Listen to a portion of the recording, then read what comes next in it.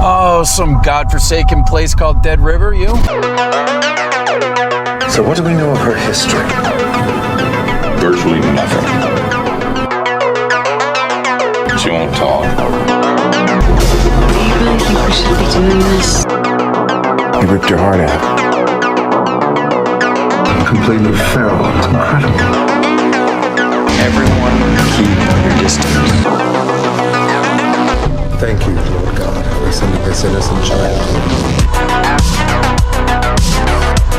I know where she is.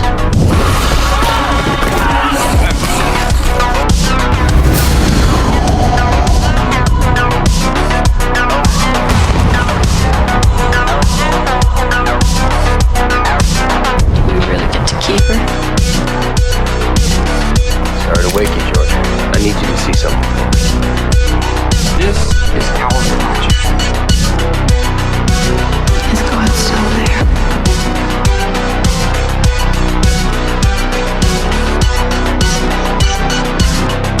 You are here to witness the power of God's mercy. Get them out!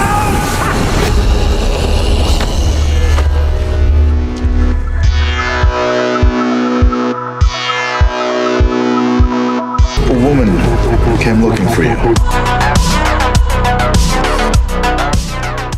Yes, y'all, it's going down right now. Episode 251 of the Triple Shots of Moods and Horror podcast is coming at you live and direct with the homie, JP, also known as the Mexicans. We got Mr. Saucedo, also known as Tyler, and of course, I be your host, Moodz. Yeah. What's going on, dudes? Yeah. Just enjoying the Cowboys' demise. Fucking overrated, man. Yeah. I don't even care about football. I just love seeing the Cowboys lose. I love the memes. Me too, man. I mean, ever since the Cowboys beat the Bills in back-to-back Super Bowls in the early 90s, man, I've had this I can't even stress how much I hate Dallas. I just feel like Dallas, to a lot of people, is like they're like the New York Yankees in the NFL, at least in my eyes, man. Yeah, everybody that's not a Yankees fan hates the Yankees. Yeah, and I feel like there's just a lot of people that are kind of like that with Dallas too. It's like fuck Dallas, but Prescott, he's so overrated, man. I don't even want to talk about that team, man. Fuck Dallas. But yeah, I know today's been a weird one because we were supposed to be just finishing up the Bills and Steelers playoff game. But that didn't happen due to extreme weather in Buffalo. And now they're saying that the game that was moved till tomorrow, Monday might even be postponed till Tuesday now because the weather's so bad. I'm like, oh my God, this is like out of control. But we will definitely be watching. Well, actually, the shitty thing is that they changed the time to earlier, and most normal people are working during the day. So yeah, at least on the West Coast.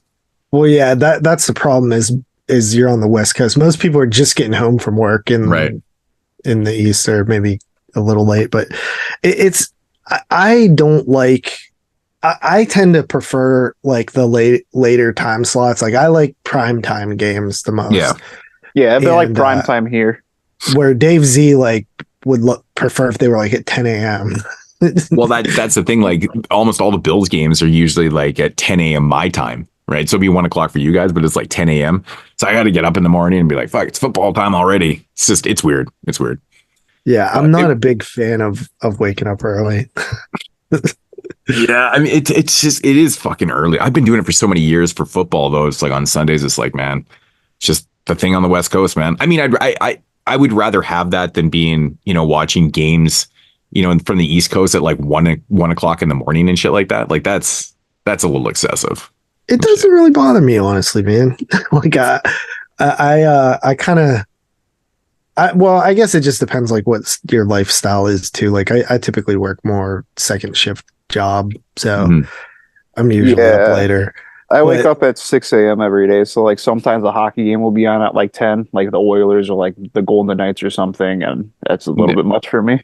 Yeah. Like sometimes like anytime there's one of those like crazy NHL games where it's like, keeps going into more periods, I hear about it, I'm like, shit, I'm turning that on. And then it's like the longest, like the last 3 longest ones, like I sat and watched through. Right. Yeah, it was weird. I was in Nova Scotia one time, and I think it's like 4 hours difference. And I was watching like a West Coast hockey game or something like that, and it was like 1:30 in the morning. I'm like, this is just so weird to be watching hockey like 1:32 in the morning.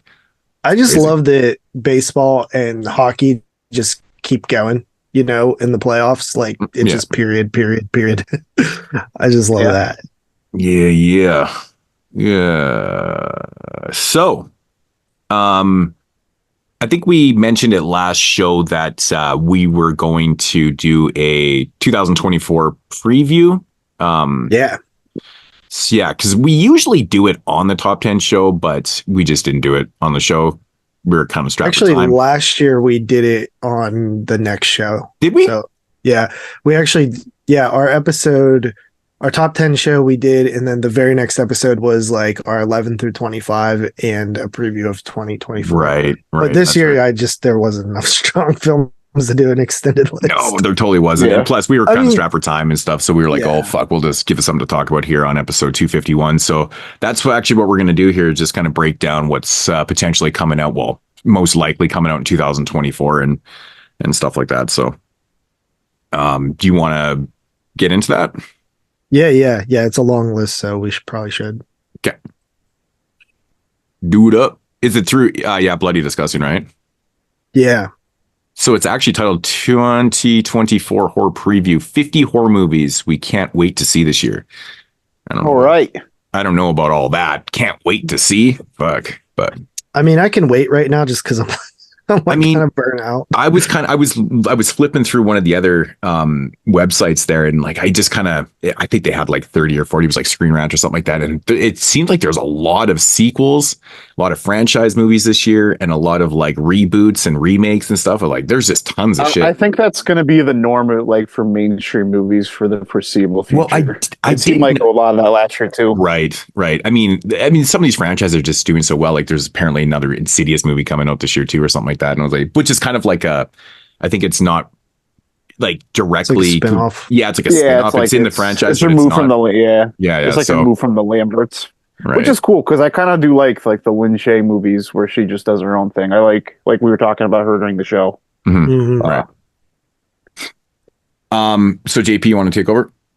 Oh yeah, okay. So this is Bloody Disgusting. There's actually 51 films here, and I've always liked it. We used to actually like do our own like research and do like a top 5 or something like that.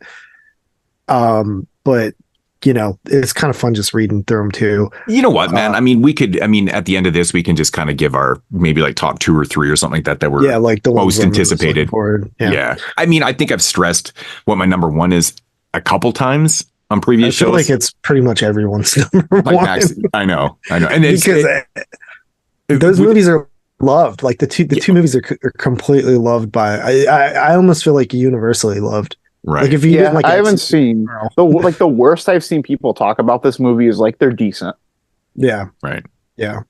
Right. And especially with the latest news about Mia Goth too, apparently fucking kicking some extra in the head and shit like that. I was like, fucking bullshit. I don't know, man. I never know what to believe when you read shit, man. It's like it comes off so strong. Like, I mean, this guy ends up getting fired, or I don't know. He was complaining about something with the fake blood and stuff like that. And yeah, he said like the fake blood like dried on him and it like hurt. And I'm like, dude, like this to me makes that is like the red flag to me. Dude, that's like, exactly what I said. I said the exact same thing. I said dried blood, and he made a big stink about this shit. I'm like, okay, that's red flagging. I'm like, this shit's getting blown out of proportion. I'm like, fuck, this is bullshit. I mean, he's obviously pissed because he got fired, but like, come on, man.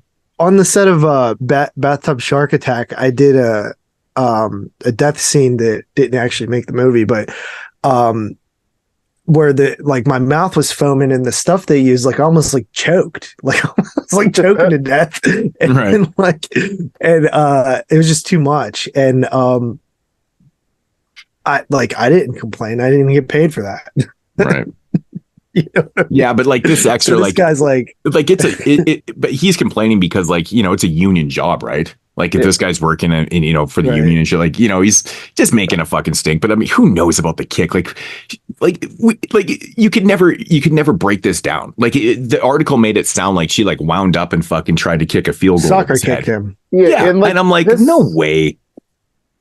what strikes me about it is like the only thing that I think really has any merit of a real complaint would be the concussion thing. And like it would be one thing if like this really like this what he said happened. He went to like the hospital and maybe has like was diagnosed with a concussion. It has all Yeah, that. but see, like, the info. problem with diagnosing with a concussion is like they literally ask you like, "How do you feel?" And you're like, "My head hurts," and they're like, "Okay, you're concussed." Okay, like Yeah, but it's like all the on thing how that's he a got red the concussion though. The thing that's a red flag though to me is like you guys are saying about the fake blood and stuff because it kind of just seems like they're trying to paint a picture rather than like report anything. They're just trying to frame it like how terrible like these people are. Yeah, Yeah. but I mean, The only thing that seems relevant to me at all is the concussion. but this type of And I'm not gossip saying that it didn't happen, but it just sounds fishy to me. Yeah, And me either. like if like other people on the set came out and was like, "Yeah, me and Goth went crazy and kicked dude in the head," then maybe I'd be like, "Oh, you know."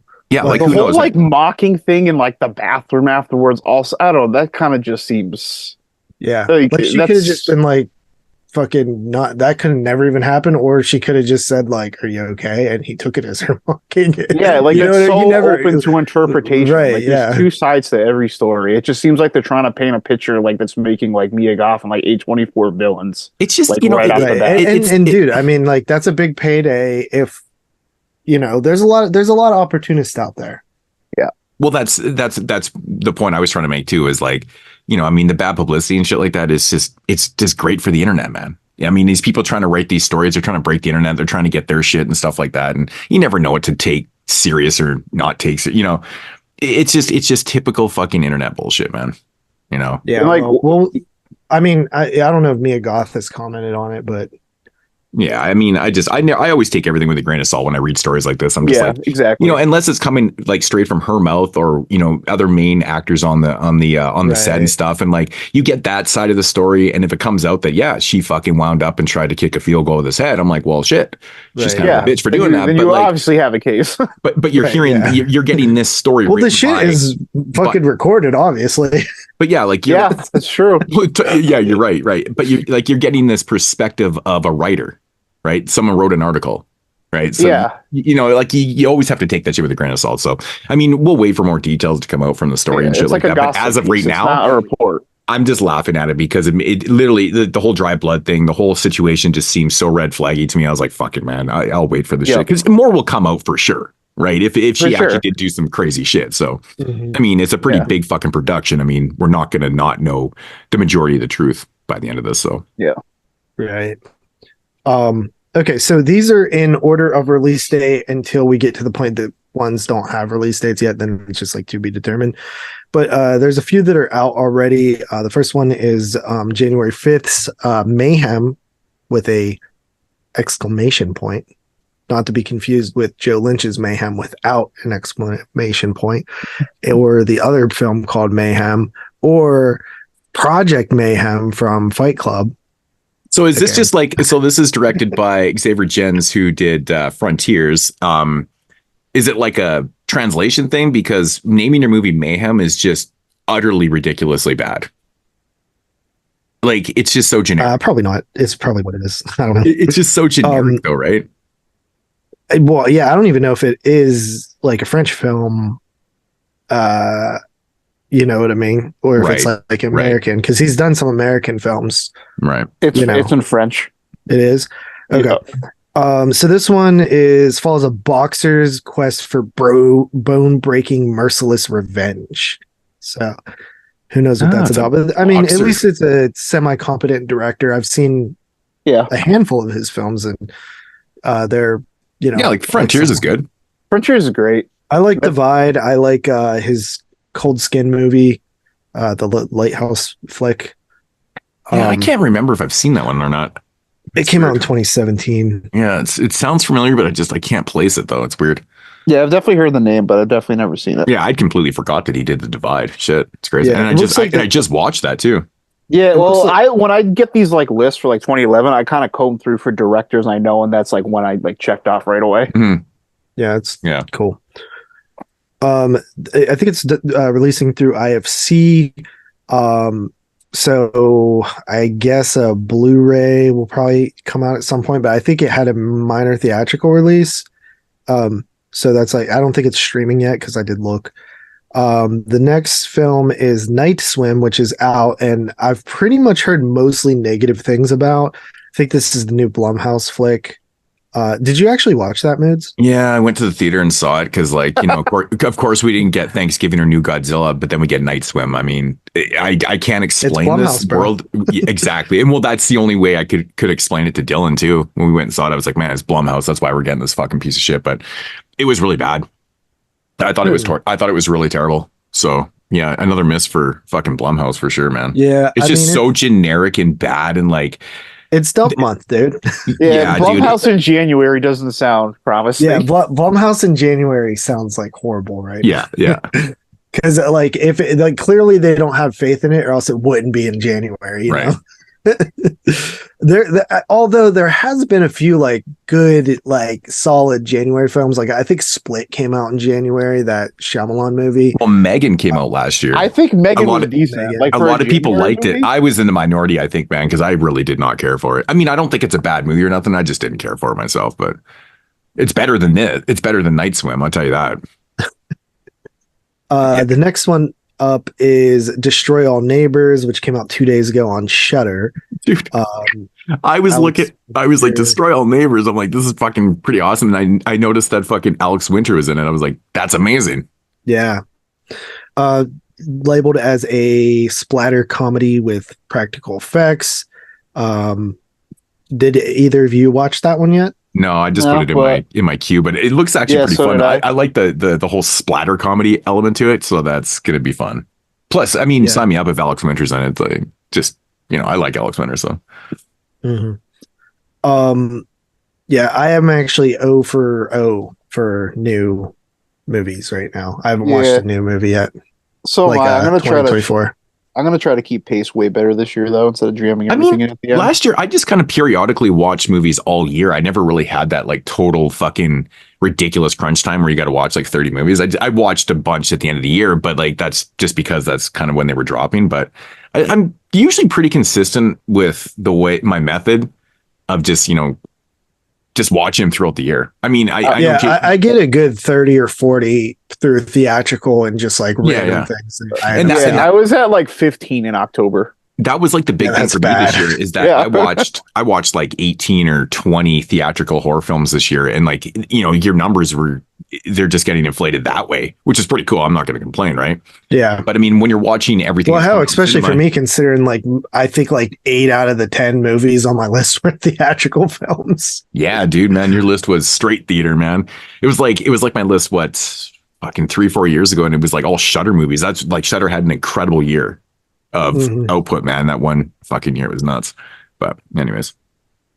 This next one here, ISS, January 19th. So I believe this is a theatrical film. I think I saw trailers for this. When war breaks out globally, astronauts aboard the International Space Station receive orders to take control by any means necessary. Tensions and paranoia escalate in what appears to be an intense zero-gravity thriller with an impressive cast. I think this one, if it's the same movie I'm thinking of, it's like they're up in like the space station and like the fucking world's like blowing up basically or something, and there's like a Russian. That's kind of what the posters there suggest. Too. Yeah, it looked kind of interesting.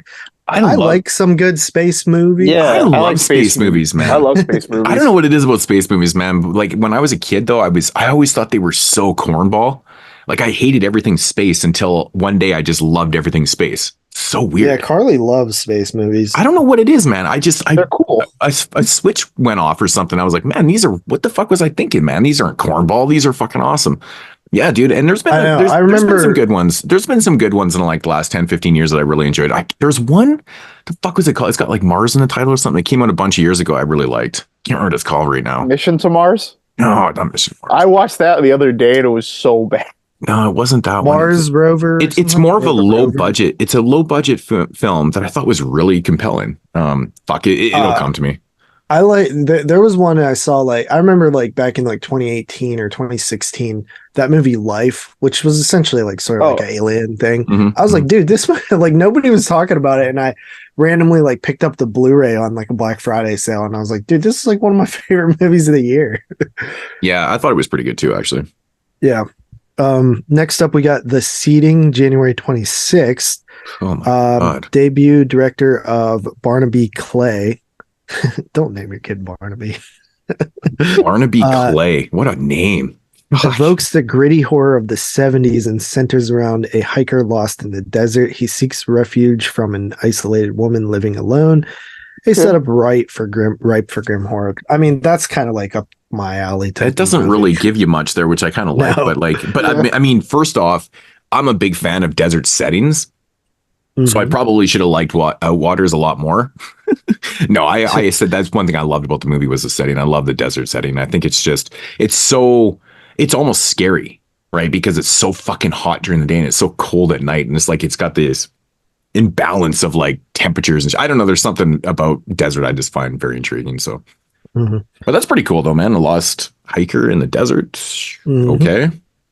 Hopefully it has like that real kind of like gritty grindhouse 70s. It looks just from the screenshot, it looks like it might be going see now aesthetic. This is the type of movie that I would want it to be filmed on film and not just like a grindhouse filter over their digital video.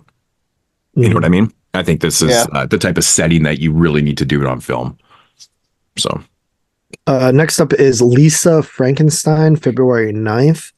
It's set in the 80s, coming of rage love story between an unpopular high school student and a perfect dead. She's resurrected for herself. The goth lovebirds with a penchant for murder are played by Catherine Newman from Freaky and Cole Sprouse from Riverdale. My God. The weird science inspired Cole Sprouse from Big Daddy. Cody. So she did Jennifer's Body, I believe. Written by and directed by Zelda Williams. Why do I know the name Zelda Williams? She's been in a couple movies, I guess. Yeah, it just sounds familiar because that name's Zelda. I mean, it's not very common. Yeah. I mean, when I think of Zelda, I think of Nintendo. I can't wait to go see this in a theater and like have only teenage girls there. Oh my God, dude. I could never bring myself to watch this movie. The only way you could ever get me to watch this movie is if you literally kidnapped me and you fucking Argento'd my eyes open. Why? you know how much I hate. So bad about that. I saw the trailer for this a couple weeks ago, and it looked very for teen girls. The only thing worse than romantic comedies are romantic fucking horror zombie movies, man. I swear to Christ. Return of the Living Dead 3. Okay, that's a little bit different though. I mean, I get there's the love story angle to it, but it's not like this just seems fucking cornball, man. Like this seems so bad. You know, honestly, dude, over the years I've become quite a fan of the horror romance. I never thought I would be, but I mean, like Hellraiser, Spring. Oh, JP started to show a little bit of the softer side of your Mexicant. Cemetery Man? Necromantic. I'm not saying that I don't enjoy, but I mean, Cemetery Man's not cornball. I mean, there's so many layers to that movie too. Like this is just like straight up, right? This is very clearly. Well, it's Diablo Cody too, so you're gonna have like that weird, like matter of fact, like quick-witted dialogue. What was that really shitty fucking romantic zomcom that came out a few years back? That if you're talking about Warm Bodies, that's not a few years back. That's that's like back, bro. That's like 12 years ago. That's your time reference is like the worst. Dude, it's because it just seems like yesterday, but man, Warm Bodies literally made me puke. I never but that was coming out when we started this podcast, dude. Yeah, and I didn't know anything about it. I actually literally just I popped it in, not knowing a thing about it. And I just knew that it was a zombie film. Oh man, was I in for some fucking bullshit that for the next 90 minutes, man. Oh, I hated every moment of that movie. It was so bad. It came out in 2013, dog. It was 20. Okay, so it's like 11 years old, man. I am really, really bad with fucking time frames, aren't I? Couple years back. You know, I think it was during COVID or something like that. No, actually, it was 2013, bro. You're terrible. You're terrible. Actually, funny enough, this show here, for those of you who don't know, is the Woman Trilogy, or what else is it called? Like the Dead River Trilogy or something. We actually reviewed. I call it the Offspring Trilogy. That's what I've always known it as.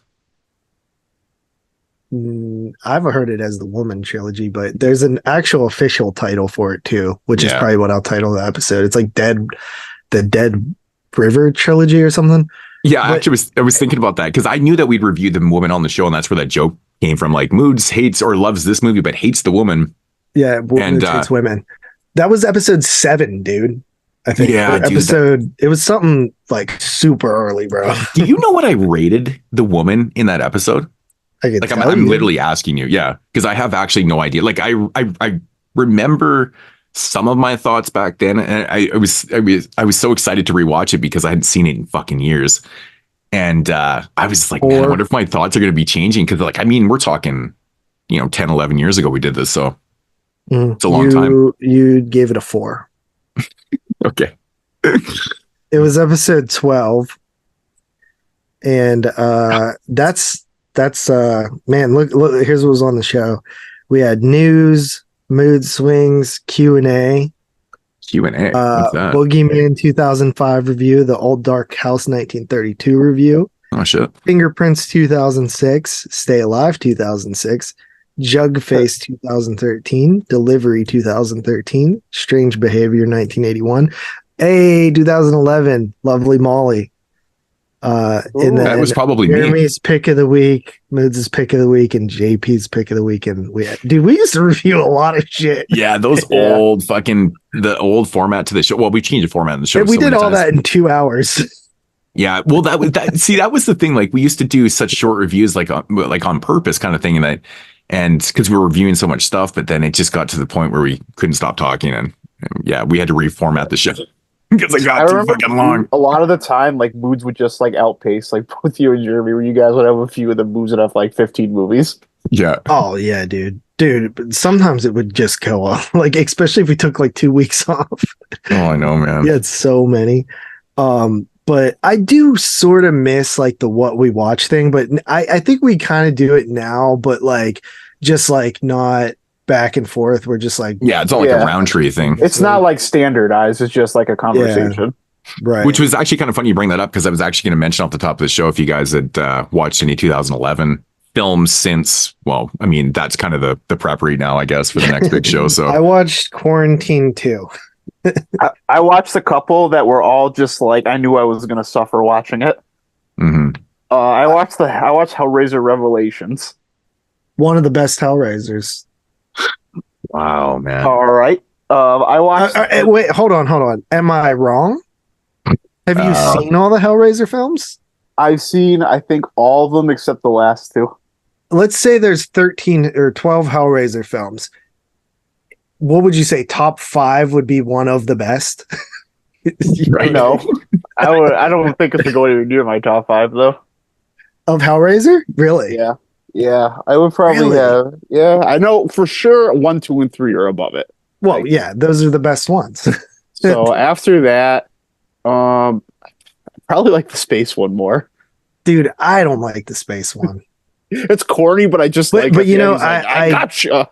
I haven't watched that new cut that Arrow put out because I didn't buy the new release. But they're going to release that one separate though, right? Because I'm not rebuying a fucking box set just for one film. Like, I have the Hellraiser trilogy. I just want the 4th movie on a decent transfer. Right, me too. That's what I was like. That's why I didn't want to pull the trigger on it because I've upgraded. I'm not buying that box set. I don't care about having those movies in 4K. And he was like, I'm fine with the Blu-rays, but I'm not buying it for fucking part 4. There's no way. Right. Give me that solo release, man. Like, shit. But I'm sure it'll come because Arrow always does that, man. They'll probably say, no, we're not going to release it solo, but then it'll come solo. So, but I also watched Livid by the guys that made Inside. I thought it was like kind of medium. I read you say that these guys have been coasting on Inside for their whole career. Yeah. I like Livid, man. I don't know. I saw your rating. I was like, holy shit. Great. Livid Livid. It is like Livid, but like it's just like Livid Livid is like the French name. Yeah. I actually have a couple copies of that movie. I really enjoyed it though. It didn't like. It's not the worst movie. I thought it's like. I didn't like the one that they did a couple years back. Which one was that? My time frame's probably. I don't even remember. I just remember. Like, shit! What the hell was that one called? Oh, Leatherface. No, I like Leatherface. No, I know what one you're talking about. I reviewed it was on Shudder at one point. I reviewed it called. Yeah, I reviewed it on the show, and I stressed like how It did. There was some like big like plot holes, major plot holes in the right. Like the script was so messy, dude. There was so many problems with the script. I was like, I could not like stop thinking about it while I was watching the movie. I'm like, man, the script is so messy. Like there's so many holes and shit. I'm like, man, that just sucks, man. Because it could have been such a good movie. But yeah, script kind of fucked it up. But yeah, so you kind of watched some shit there, didn't you, Tyler? Hey, I got two more. I watched The Moth Diaries, which is basically like, just don't watch this movie unless you like Twilight. It's literally just like an 80-minute like fanfic like Twilight movie. It's not vampires or anything. 50 Shades of Grey then. That's so bad. Like it sounds bad. It sounds bad. awful. Like immediately, like when I kind of read the description, it sounded cool. Like sounded like okay enough by the description. And the woman who made American Psycho directed it, so I couldn't. It had a bad rating. Oh, damn! It can only be so bad. You know what I mean? Right. I know. Within like 5 minutes, though, just by like the cinematography and lighting, it's fucking Twilight. You know immediately it's for like the Twilight audience. So my god, I couldn't do that. What year did Twilight come out? It was around that time, right? It was like 2000, like the late, I think 2008. Yeah. So it was like it was like Twilight Mania had like took off. It was like very clearly like capitalizing like on the Twilight audience. But it's really weird because this movie's rated R, and the only thing that gives it an R rating is like there's like one like little brief sex scene where you see like a boob for like 2 seconds, and like that's the only R worthy thing. Wow, that sounds really lame. Yeah, and I watched The Tunnel, and that was pretty good. Yeah, Tunnel's good. The Tunnel's great. I think I watched another one too, but I can't. Oh, I did. I threw on The Orphan Killer, but I still need to finish it. I've always liked it. It's not like the most amazing movie in the world. You know what really sucks about The Orphan Killer, man? I know you're gonna say the music, but I like it. It fucking hurts the movie, dude. It's just. I think it works for what kind of movie it is. Oh man, I just wish it had a different type of fucking soundtrack to it, man. I really do, man. Like. And it's like, I'm not even opposed to like metal soundtracks and shit like that. But for some odd reason, that movie it doesn't work for me in that one, man. I don't know. It bugs me. I think because I don't know. I don't like metal really. Like I'm not a big metal fan. Right. I'm not a fan of it in movies. Right. Most people aren't. But for some reason, like in The Orphan Killer, it always, and I saw this shit when it came out too. Mm-hmm. It was kind of like one of those like indie, like slasher, like hits that a lot of people were like, it's gory, man. It's gory. Yeah. But yeah, I don't think I watched. I mean, dude, Tyler, you're at like fucking 50 movies in 14 days. Yeah, dude, that is fucking insane, dude. I've watched a good handful of shorts, but it's still like way higher than like the average. What else did you watch, JP? Oh, I watched Swamp Shark from 2011 as well. Is that the one with what's her face, the blonde hair chick? Yeah, her. Christy Swanson. Yeah. Ooh, I've never seen that movie. I've never seen that. I've seen it. I think I've seen it before. I didn't really like hyper focus on it. I just like threw it on while I was editing the thumbnail. I don't know why I said the blonde hair girl. I was going to say Buffy, but anyways, yeah. I did watch a few. I watched Cassadaga, which I've had in my collection probably since 2011. It was still sealed. So I was like busted on that one. Cassadaga was actually pretty good. It's a little bit long. It's like 2 fucking hours, man. It definitely overstays its welcome, but it's actually not a bad film though at all. Then I proceeded to watch Take Shelter right after, which is another fucking 2-hour movie. Thinking going into it, I was like, I don't think I've seen this. But then I was about 20 minutes in and I was like, I've seen this movie. It's pretty good. Yeah. Michael Shannon's performance is great in it. Yeah, that's what I'm definitely going to rewatch closer to showtime. Yeah, there's some I like that there's like there was a post-apocalyptic theme going on in 2011. Yeah. I watched a lot of them like near each other, but there's at least 5 at least. Yeah, there's a bunch. So Tyler, I got a question, man. The end of the movie is it just another dream, or was he actually not crazy? I mean, I might have a different opinion when I rewatched it again, but I thought he just wasn't crazy because I remember like I read my review of it and I was going to make a comparison to the Babadook, and then I remember the ending. So I definitely thought like he wasn't crazy because they set it up where, you know, they obviously have like these visions throughout the film and stuff like that. And the end of the movie is either he's having another one or the shit's really going down. And he actually was basically just having premonitions and he actually wasn't taking out. I 100% think that it's suggesting that he was right. Yeah, right. Honestly, I think without it being right, it's not really even a horror movie.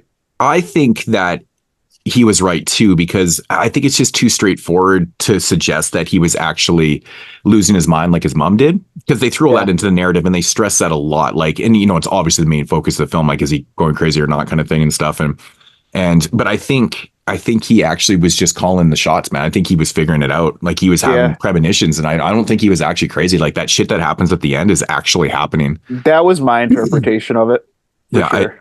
Man, his performance in the scene where he gets into the fight at the fucking at the dinner tape, not the dinner, the whatever that luncheon thing or whatever they're doing. Man, he goes off the fucking rails in that scene, dude. It's awesome. Really good. Yeah, really good. It really reminded me a lot of Bug. It does. Oh yeah, but it's like a similar performance, because it's like you're not sure if they're crazy or not. Very almost paranoid, right? Like, and just he does paranoia so fucking well, man. Yeah. Yeah, I've always liked Michael Shannon. Me too. I'm a big fan. I'm a huge fan from of everything Michael I've seen him in. Even 8 Mile. I mean, I've seen this been too long. The night before, where he plays the angel in it. He's the guy like throwing the parties and shit. Like, it's so awesome, man. Yeah, I watched 247 Degrees Fahrenheit again. That movie's got a scary premise, man. Being locked in a sauna. It's fun. It's not like the best movie in the world, but it's a fun. No, it's got a great premise. It just runs too long because there's not enough material for it, right? Like, so you have to have like all these like under these subplots and stuff. It's like, nah, it is what it is. But I think it would work really well as like a shorter movie, like a really short movie. Like a segment in an anthology. Yeah, exactly. Like, it's scary, dude. Like, even the reveal just makes you so mad too, right? Like how the door actually gets locked and shit. You're like, fuck, I'm gonna fucking numbskull. Yeah, that's like when I watched Open Water 2, like that's how I felt. Like it's just like a steak that's exactly like ruined everybody's life. Yeah, that's exactly good comparison. I watched Penumbra, the film by Adrian Garcia Bagalano. Is that a 2011 movie? Yeah. It is. It was released by IFC. It's not his best work, and I'm a big fan of Adrian Garcia Bagalano. He's pretty much never missed. I think I own that movie. Yeah, it was released by IFC, so you probably do. But it's not one of it's got such a weird tone to it. It's got like this very comedic, but not like over the top comedic elements to it. It's like serious toned, but then it's got these comedic elements to it. It's like kind of satire. Like it's such a strange movie, man. It's fun though, but it's honestly not one of his best movies in my opinion. I rewatched The Caller, which I've always liked that movie. I like movies where people receive calls and stuff, and it's like from, this person that's dead and shit like that. And I mean, it's not like the greatest movie in the world, but it's pretty fun. Have you guys ever seen The Caller? No. Where this girl moves into an apartment and her phone starts ringing and then she answers and it turns out I'm looking it up right now because it wasn't on my list. Yeah. Rewatch. It was fun. It's fun. I've watched it a couple times over the last few years. I don't know. There's something about those type of movies I always like. They're really like easy to watch movies, which there's like something to be said about that. Just like entertaining, easy to watch movies. Yeah. Then I watched the After Dark originals. Actually, it was actually a sci-fi movie, TV film called 51. Obviously takes place in like a military that came out under the After Dark thing. Yeah. So like in the credits, it's like done by Sci-Fi and shit. You can totally tell it's your very typical type sci-fi TV film. I think the creatures, the monsters look pretty cool in this movie. I actually thought it was kind of funny. It is fun. I actually like 51. I remember watching it when it first came out with the After Dark originals, and I was like, man, that's a fun one. But I'm a big fan of like those kind of sci-fi TV films that you just go in with the expectation it's just going to be that TV sci-fi film. I like the ones where they don't try to make it like god awful. You know what I mean? Yeah. They try to make this one good. To make it, right. That's why it works for me. And the crazy thing is like the practical effects in this too, man. Like I was like, whoa. Like I couldn't really remember it. I was like, wow, it's pretty interesting. And of course, The Woman from 2011. So killing two birds with one stone. Yeah, that was nice. Yeah, I don't particularly like love the sci-fi movies, but I have like some nostalgia for them. I watched a lot of those like when I was like a teenager and younger. Oh man, I always used to like just catch them on TV and shit. They always make me laugh because like every single movie uses like the same fucking catalog like soundtrack.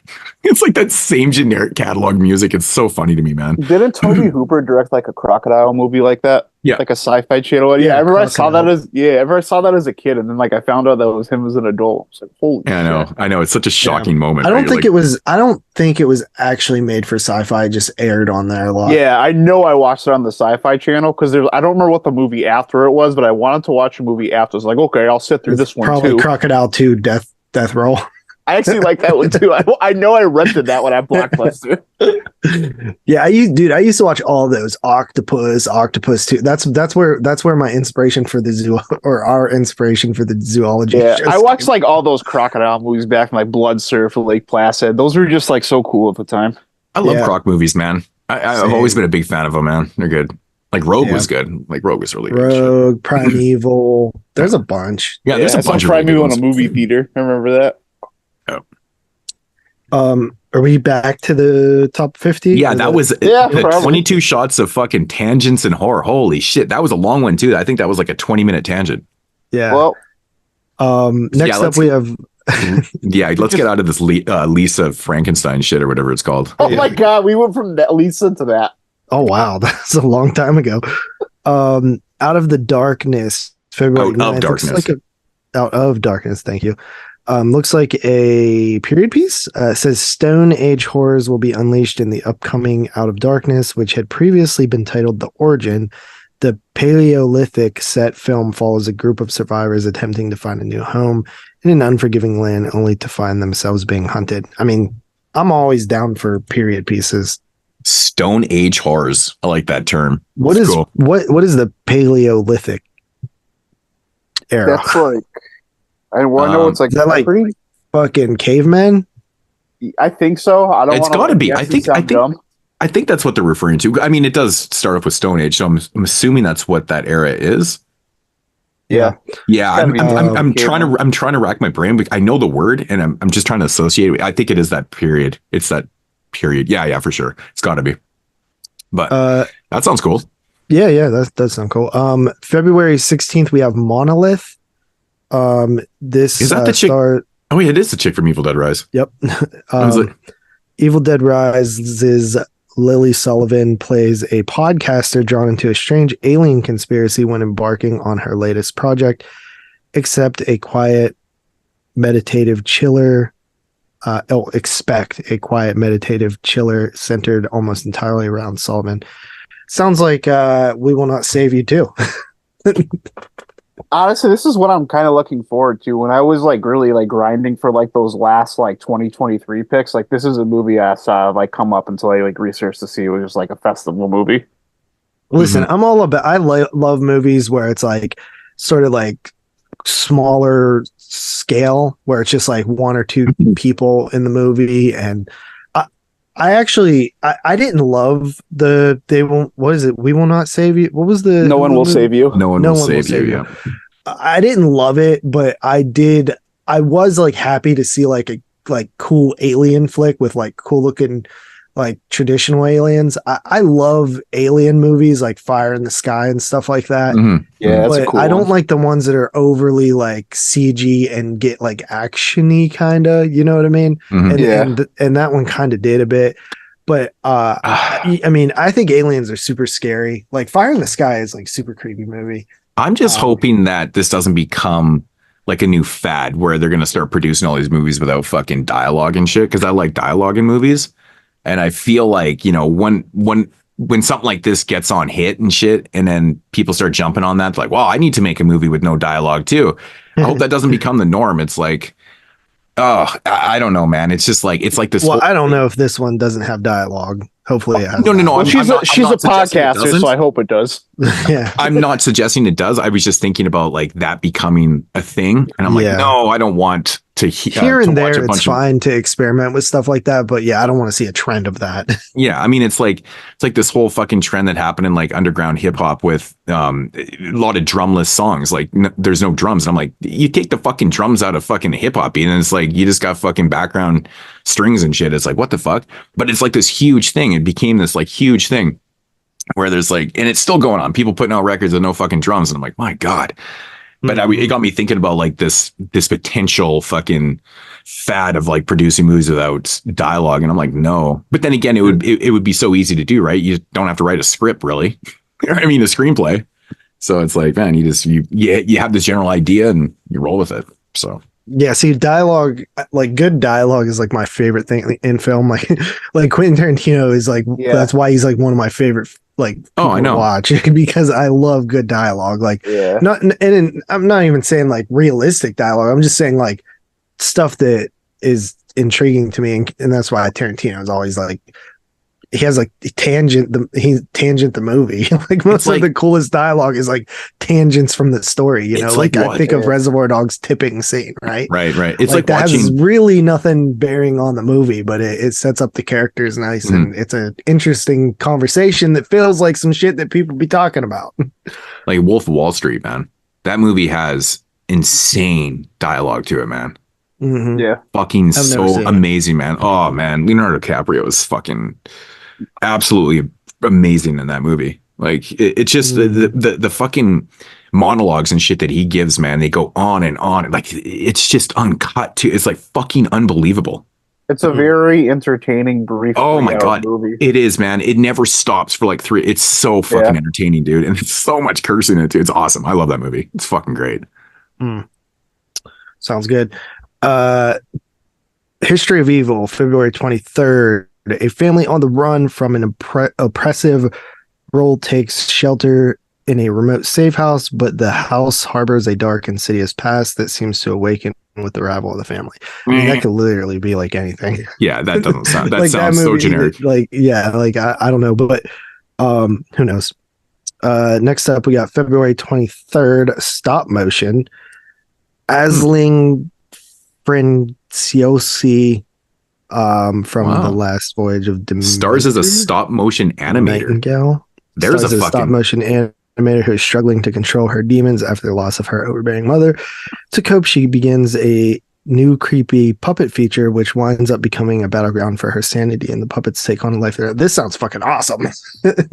Wow, that's cool. Like if that's done well, that could be cool. I love movies that take like a profession and like it deals with that. Like think of like Blowout and like Barbarian Sound Studio, stuff like that. Yeah. That's kind of cool, huh? Yeah, that one sounds really good, actually. Yeah. Mm-hmm. What did you say it was called? Stop motion. It is called stop motion. One word. Oh, okay. I gotcha. March 8th, we got Imaginary. A stuffed bear named Chauncey gets bloodthirsty in this upcoming horror movie from it's not Chauncey. Wadlow. No. The director of Cry Wolf, Kick Ass, Truth or Dare, and Fantasy Island and The Curse of Bridge Hollow. Woman must take on a sinister imaginary friend. Seems like maybe like a Blumhousey type. Yeah, it does not sound up my alley. This one's given me like Bones and All vibes just from the picture, but it says Love Lies Bleeding. It says revenge gets ripped in St. Maud director Ross Glass's romantic thriller starring Kristen Stewart as a gym manager, Lou who falls in love with a bodybuilder. The couple get embroiled in vengeance and violence thanks to Lou's criminal family. Yeah, sounds all right. I think of that one. I'm interested. Hey, St. Maud was pretty good. I wasn't the hugest fan. I'm not that high on St. Maud, but I think it's like a well-made movie. Yeah, no, it's definitely well made. I'm honestly a fan of Kristen Stewart too. Yeah, there was a few Personal Shopper that like ever since she got out of like the Twilight thing, she's done a couple horror films and she's been all right. Yeah, she wasn't the one that started in the, was it The Shopper? Was it like her? the Personal Shopper, wasn't it called? That was her, right? Yeah. That's pretty decent. It's kind of like slower, like burn drama. I like that movie. The Shopper. It was good. I like it. I like that director a lot. He's cool. Oliver Assayas. This next one looks really kind of interesting. It's called Late Night with the Devil, March 22nd. Up next from Australia, writing directing team Colin and Karen Carnes of 100 Bloody Acres and Scare Campaign is a found footage horror Late Night with the Devil. So it seems like it's going to be like a late night talk show host that is maybe like an exorcist thing, or like they have somebody that's actually possessed on the show or something. But the picture that they show, the aesthetic of it looks like straight fucking like 70s TV. Straight 70s. I was looking at that going, man, that looks good, man. But this is one of the movies on my short list that I'm really looking forward to. This has everything going to it, man. It's got like the 70s aesthetic backdrop to it. It's an Australian film from the people that did 100 Bloody Acres, which I love that movie, actually. Scare Campaign was cool. Yeah, like wow. I just think that the aesthetic like pretty much sold me like just right away, because I love when they nail that like 70s or like TV show, like you watch any of those old like game shows or TV or like talk shows from like the 70s and shit, dude. Yeah, this looks just like it, so that's pretty cool. This is actually a pretty good list of like giving me ideas of what to look for. But anyway, next up, March 22nd, You'll Never Find Me. A torrential downpour late one evening brings an unexpected visitor to a stranger's door in a quiet RV park. The man, Patrick, invites the visitor inside to dry off and take refuge from the raging storm outside. It sparks an eerie cat and mouse game where not everything is as it seems in the feature directorial debut of Indiana Bell and Josiah Allen. Don't know really much from that, but I do like movies that take place during torrential downpours. Yeah, that sounds like Storm Warning and Crawl, yeah. right hurricanes and shit. Crawl's awesome. Yeah. Next up here we have one that I'm pretty looking forward to. Me too, man. That is Ghostbusters Frozen Empire. And as I say that, the page freezes for me. Nice. Ghostbusters Frozen Empire, the Spengler family returns to where it all started, the iconic New York City firehouse, to team up with the original Ghostbusters to battle a supernatural threat that has rendered the city an icy wasteland. So is it actually going to have everyone in it? The one, I think one's dead, right? Well, yeah, I mean, obviously. Yeah. You know what I mean.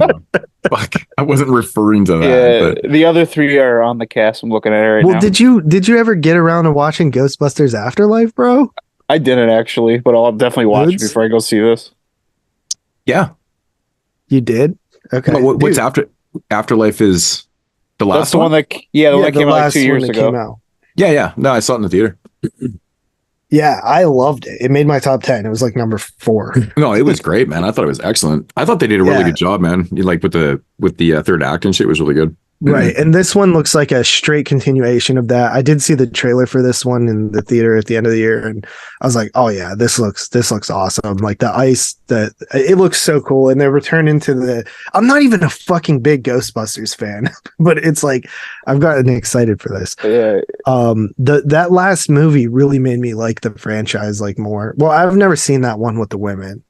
But I won't. Yeah, don't do it. I won't. I'm like you. I'm not you guys even like are the greatest misogynists. I'm like no, you. Like, I'm not even like a great Ghostbusters fan, but like it's like there's such fun movies. I watched them a lot growing up, and like it's such a cool concept. It's like so iconic, and like the women one, it's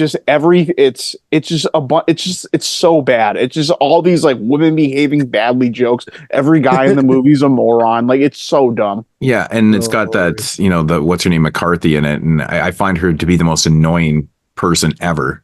Like, she's not funny, and I would never watch a movie because she's in it, man. Like, oh, she's horrible. She's horrible. Can we get Rick Moranis in this bitch? No, he's not in the cast. Andy Potts is though. Well, Rick Moranis has been retired for a long time, right? I don't know, but like, let's put him out. Okay. Next up here, we got April 5th, The First Omen, which I didn't even fucking know was happening. So it's actually a prequel. So I wasn't sure about this. So it's actually a prequel to the original film. I thought for some reason they were making a prequel to, I guess the remake is really just a shot for it's the same fucking movie. So either way. Dude, I've never seen it. After The Exorcist Believer, bro, I don't have faith right now. Dude, Exorcist Believer was so incredibly horrible. That was my I just thought movie, it felt fucking soulless, bro. Dude, it's so bad, dude, man. It made me depressed that like this is where we're at. Yeah. It just felt so pointless to me too. Yeah. So it says the prequel to the classic horror film franchise sees a woman travel to Rome to begin a new life in the service to the church, only to uncover a dark conspiracy that seeks the birth of great evil. I mean, we know what the Omen is. Yeah, I mean, I'm gonna end up watching it, but I can guarantee one thing: I'm probably not gonna enjoy it. I'm a pretty big fan of The Omen. The original? Yeah, honestly, It's got one of the greatest It's kills. like one of the best horror movies ever Love made, it. dude. I didn't feel strong about it though, like for most of my life, and I rewatched it like about 2 years ago, and I like really, really liked it. I think it has one of the best kills of all time. The glass. That decapitation is so fucking well done. It's amazing. It's done masterfully, yeah. Oh, it's executed so well. Like, oh man, I love that scene, dude. It's great. Well, that's another franchise we'll have to round up. That is true. Yeah. Fuck, it just keeps going on and on, man. Mm-hmm. Yep. Glad we never did the fucking Exorcist. Right. Oh, but when we do that franchise, we're gonna still have to fucking. Oh my god. Well, it looks like they're pumping the brakes on this new trilogy, like because David Gordon Green exited, and they basically pulled Exorcist Deceiver from the release schedule. Yeah, I saw that actually, and I was like, yeah, I think it's because of the feedback on the last one was just so bad. It just was not well received by anybody. Yeah, I think like, the studio was probably like, "Yo, we're gonna have to like change some stuff," and David Gordon Green's like, "Nope," and he's like, "Peace." As much as like I didn't like the Halloween movies, like there's people that definitely like the Halloween movies, and I would way rather watch those than watch something like this again. Yeah, at least those have like kills and are like, you know, at least they're fun. Like I'm not bored of that movie. Like this was so bad. Right. I'm curious to see how that Halloween trilogy looks in like 10 years, like looking back on it. You know what I mean? Yeah, for sure. Yeah. Next up here, this title fucking just drives me insane. Godzilla X Kong, The New Empire. Did you guys ever see the South Park episode Tweak X Craig? Yeah. Dude, I can't just stop picturing Godzilla and Kong making out or something. Jesus Christ. I know. I was trying to read this title too, and I was like, Godzilla X Kong. What the fuck? It's like hard to read. Dude. Yikes. It's just a honestly, bad title. bro, when you look at the whole new like American franchise, I think like Skull Island is awesome and fun. The first Godzilla from like 2014, I thought was pretty fun, and then the next two, the Godzilla, monster. What the fuck was the one called? Godzilla King of Monsters. Yeah. I didn't think was very good, and then Godzilla versus King Kong, I didn't think was very good, but the King Kong both, versus man. Godzilla like fights were fun, but the human stuff was like the absolute worst. But I don't know, man. I don't know how I just was so bored in King of Monsters. Start falling asleep. Yeah, I get that though, man. The narrative with the human shit's not really the greatest, but I mean, honestly, I can't even really remember that shit overly too well. It's just I'm there for the monsters, so I think Skull Island's the best one.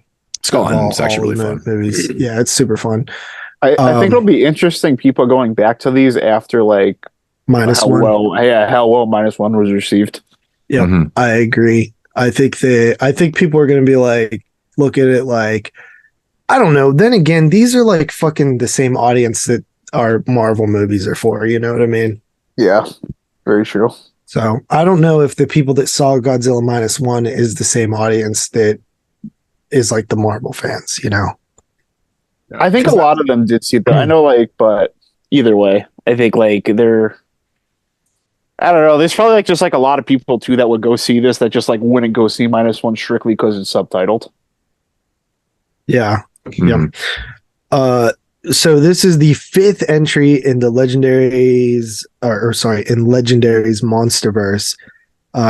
Sees Titans Godzilla and King Kong teaming up to combat a world-ending new threat. That actually sounds kind of interesting, I guess. The sequel was written by Simon Barrett from Your Next, The Guest, and directed by Adam Wingard, as was the last one, I believe, right? Yeah. I can't believe how huge Adam Wingard's got, man. It's fucking crazy. Right? Watching his fucking indie films from years ago to like directing King Kong or Godzilla films and shit. I'm like, this is fucking nuts. Yeah, there's a handful of people who literally did that exact. Like James Gunn went on to do like Marvel flicks, and then I know. Michael Dougherty did. He did. What did he do? King Kong, or no? He might have did the first Godzilla one that they did or something. I think he did one of those. Yeah, he did something big, anyways. Yeah, I don't know. Check out this one, Untitled Universal Monster Thriller. I know. I was April reading that. I was like, what the April hell is that 19th. about? We'll figure it out. Yeah. How could it have no title and it's being released April 19th?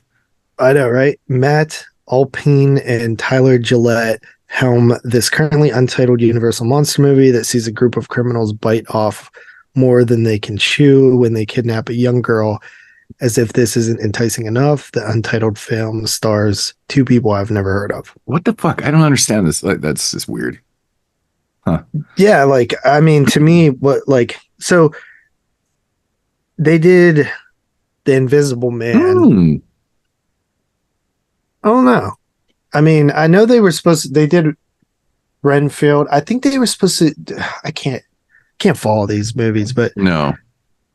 Well, I don't know. I guess we need to wait to figure out what Universal monster. I know is it like one of the classic monsters? Is that what they're saying, or is it like? Fuck, I don't know. I'm confused by that description. So, okay, April 26th, Infested. Arachnophobes beware. This creepy crawly horror movie sees a venomous spider let loose upon an apartment building where it quickly spawns hundreds of offspring. I mean, if it doesn't look like complete bullshit CGI, I'm totally down. Yeah, I mean, it's taking place inside a fucking apartment building. Sign me up. This is actually one that's on my short list too. I've heard a lot of good things about this. Okay, I guess this was really crazy. Yeah, I guess did really well at festivals last year. Awesome. I'm a big spider horror, creepy crawly type fan. Yeah, I like spider films too. This one looks interesting. May 10th, Horoscope. College friends find themselves dying in fates revealed by mysterious horoscope readings based on the novel by Nicholas Adams. Interesting. Yeah, that sounds okay. Looks like a fucking album cover. May 17th, I know, right? May 17th, we have The Strangers Chapter 1. Based on the original 2008 cult horror franchise, the project features Madeline Petch, who drives cross-country with her longtime boyfriend, Froy Gutierrez, to begin a new life in the Pacific Northwest. The couple soon runs afoul of masked strangers. Chapter 1 marks the first of 3 installments. Most interesting aspect of this, directed by Rennie Harlan. Yeah, that's sick. Yeah, that's cool. I mean, dude, I think there's so much potential with the Strangers like film. Like, I mean, like they are creepy. I didn't like the second one. I like the second one until they fucking ruined it by like teasing a kill. It like pissed me off so bad because it was that kill that was in like the trailer park like pool with like the neon lights and you're like, holy shit, this is brutal. And then like the dude lives, and you're like, what the fuck, bro? Yeah, that was a cheat. Why that was so stupid, man. Yeah, but like that scene was visually, sick it looked and it was so like good. Yeah, I was like, it had like total eclipse of the heart cranking. It was beautiful. Dude. Yeah, they ruined it. But yeah, I mean, I'll watch these. Like, I like the idea of like planning out a trilogy. Like I don't like think about it, right? If you make a film and it's successful, you then write a sequel. I like the idea of having an idea in mind of a trilogy from the get-go. Yeah. So that you're not like sort of shoehorning in and like modifying and creating a sequel out of thin air. Yeah, whereas, exactly. That's why I liked how X and Pearl were, because I feel like Ty West had the ideas for these. Oh, of course he did. Right. You know, well, yeah, because he shot them back to back. Well, that's what I felt like with The Strangers too, man. I felt like it was just, I don't know. It was just like, hey, you know, we can make a sequel to The Strangers. Let's do it. Yeah. And that's kind of how I felt like it came out. It's definitely like a completely different movie, completely different tone. It just does nothing for me. Like I was so disappointed in that movie, man. It's I don't know. This one right here, I'm not. Home invasion movie. I honestly don't have big high hopes for. I mean, I'll end up watching it, kind of thing. But you know, who knows? It might be better than the second one for myself. Who fucking knows with these movies, man? Okay, so after that we have The Watchers, June 7th. Director M. Night Shyamalan's no. daughter. Right, yeah. It is not M. Night Shyamalan, it's I Night Shyamalan.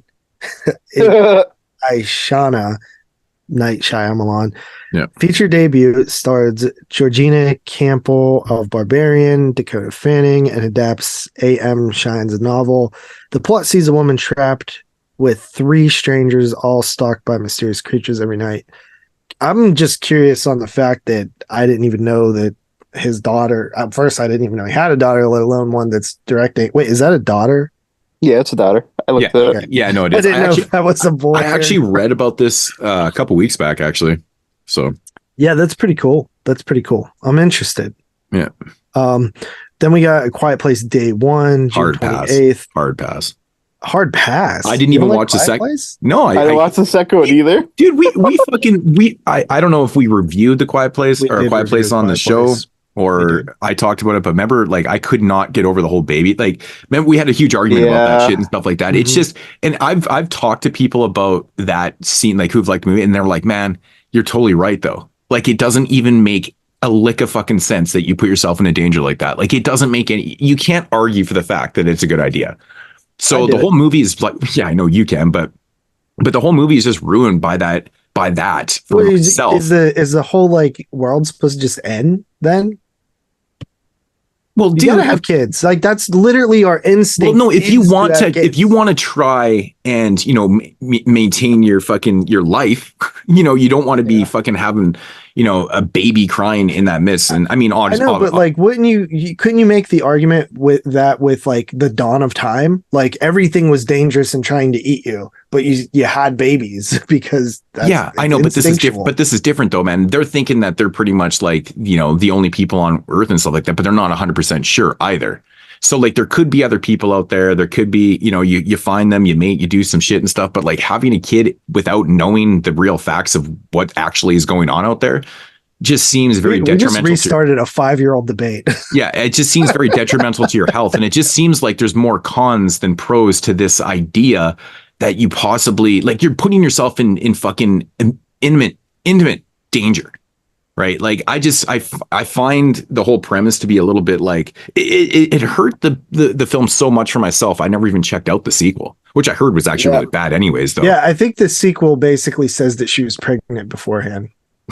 Okay. No, I'm just kidding. I don't remember. No, I was like, that's fucking but I remember bullshit, like that was a talking point. But yeah, so this one is a prequel, which I think the second one was like sort of a like no, It was a sequel. It starts as a prequel and then goes into sequel. Oh, okay. Right. I never saw it either. So It this was is a pretty full-blown- decent. I had kind of the same problems as Moodz, but I'd be willing to give it a second chance. But you know, it says this is set to be a Universal expanding spin-off movie. What? Yeah, that doesn't sound like so they're just going So to. it's not a prequel if it's a spin-off. So maybe, well, I assume they're just following different people. Yeah. On the Oh, first it's day set in the that this same happens. world, but it's just different, Yeah. following different characters. So there is other Yeah. people living in the world then. Yeah. Well, I imagine. I mean, dude, it's fucking big world. True. It's true. Well, I know there is from the sequel. Oh, speaking of fucking M. Night, that's weird. Yeah, I did know about this. Trap, August 2nd, M. Night Shyamalan's next movie. Psychological thriller set at a concert. Nice. That's Ooh. But it does have one of Moods' favorite actors in it, Josh Hartnett. Oh, and fuck. I Oh, can't. baby. I can't watch it now. Why would M. Night Shyamalan do that shit to me, man? Josh Hartnett, seriously, dude, that guy's, he is beyond. I like him. I don't have an issue with them. But I'll He's tell one you of my one thing. favorite movies. A psychological thriller set at a concert. Now that is an interesting premise. Yeah, how the fuck do you have a thriller? I don't know, man. concert, It definitely has piqued my interest on this. I mean, the only thing I can even think of that's horror related that's set at a concert is fucking the episode of Tales from the Crypt with Katie Siegel in it. Right. Yeah. With It could just go with anywhere, the thing whether in it his makes ear, sense or right? not, Where he though. hears his That's a good episode, man. With M. Night, he takes swings, though. Like, it could just be anything, whether it makes sense or not. Mhm. I'm Yeah. down. I mean, he's been pretty Yeah. good for me lately. I After was that, giving him a shot. yeah, we have Borderlands August 9th, which is funny because I'm actually playing Borderlands right now. And there is a bunch of movies called Borderlands already. Like, Yeah, but this is a based on a game, so it's yeah, like okay. can't really change the title. Oh, this is unlike Eli the- Roth? Yeah, and it's Yeah. Eli Roth. Yeah. Unlikely shit. heroes must battle alien monsters and dangerous bandits and find and protect a missing girl who have the key to an unimaginable power. Eli Roth's video game adaptation includes Jack Black as Claptrap, which that's probably voice only because Claptrap is like a robot. And then it has Jamie Lee Curtis in it. That's actually pretty good This casting. cast is insane. Gina Yeah. Gershon, she's showing up in another one. What the fuck? She was just in Blanchett's Thanksgiving. in it. Damn Kate it, they Blanchett. ruined it with Kevin Hart. Dude, Yeah, they totally did with Kevin Hart, man. They got Kate Blanchett though. She's like doesn't just do shitty movies. Yeah. Well, What is with this Gina Gershon showing up in all these random movies? Like, I couldn't believe when I saw her in Thanksgiving, man. I was like, damn, that's so fucking bizarre. Are you guys familiar with the game? No, I've heard of it, but I've no. Okay. No, I've actually never heard of it. It came out like, I don't know, like 2008 or something. I was a really big fan of it. Like me and my cousin played. It was like it was a great like couch co-op game. Like me and him literally just like played together like in the same house, which is probably the last time I ever did that really. But it's basically like a post-apocalyptic like wasteland world where there's like bandits and raiders and fucking, but there's also like monsters and aliens and shit like that. And it's just, there's basically like, it's like, it has RPG elements and stuff like that, but it has cool lore and like cool looking monsters and like almost like Mad Maxy vibes. So if they do it right, it could be really cool. But Eli Roth has been doing good with Thanksgiving, so and we'll see. Okay, next up we have August 9th, Speak No Evil. This is a remake of a 2022 Danish horror movie that follows a family's descent into an unimaginable psychological nightmare when they accept a holiday invitation from a family they've just met. What could go wrong? Starring James McAvoy. Oh, okay, cool. I mean, wonder what holiday. Is Moodz still here? Or did he go pee? Probably won't pee. He might have. Okay. But yeah, that was James McAvoy, was that the dude from Split? That's the guy from Split, yeah. Yeah, he's pretty good. Yeah, He did a good it says job I'm looking on at the original Danish one, and I think it just means holiday by like going on just like vacation. That's what they like- call it there. Yeah, when you go on a trip or something like that. Yeah. So I wonder if the Danish movie was available for us to see, because I don't think I remember hearing anything about. It definitely was because I'm looking at it. A bunch of people that I know. Did you see it? I didn't see it. It's on Shudder. Hey, what the fuck? In this remake of a 2022, we're remaking movies practically right after they come out? It's one of the American. I mean, we kind of always have yeah. done that. Dave saw it. Oh, I didn't read. Oh, of a Yeah. Danish horror film. Okay, I actually stopped reading. Did you in see 2020. Speak No Evil? Yeah, It he would have did. been not this year, but the year before, I think. Yeah, I did. It was on. Was it not on Shutter? Shutter. Yeah, it's on Shudder. Yeah, Was it good? Yeah. Oh fuck! I can't even remember if I liked it or not. It looks pretty decent to mixed. Appearing on my Letterboxd. The only people that have rated. Yeah, I'd have to go back and maybe watch a trailer. I'm. It's totally like just evading my mind right now. Okay, next up we have August 16th. I'm actually kind of interested in this one. Untitled Alien Event movie, an original Alien film. We were wondering what was going to happen with the Alien franchise. This one's directed by Fede Alvarez from Evil Dead and Don't Breathe. The reason we were wondering is because of like the Fox Disney merger. We didn't know if we were ever going to get another Alien film because it's, more R-rated stuff. Yeah, but I mean, they did fucking. Did Disney have something to do with Prey? Did they do that, or was it just on Disney? It was They on brought Well, it's on Disney for you guys in Canada. It's on Hulu for us. Oh, okay. I thought maybe Disney had something to do with the production of that or something like that too. So This seems like a good opportunity to make Ellen Ripley a Disney princess. No, the Alien right? Queen, dude. The Right. Alien Queen is definitely a Disney. You know, it's really funny that I was actually just thinking of the Alien franchise just the other day and thinking to myself, going, man, I wonder if they're going to do another film because it's been a while, right? It's been a little while. The last one we got, was it Covenant? Yeah, it was Covenant. Yeah.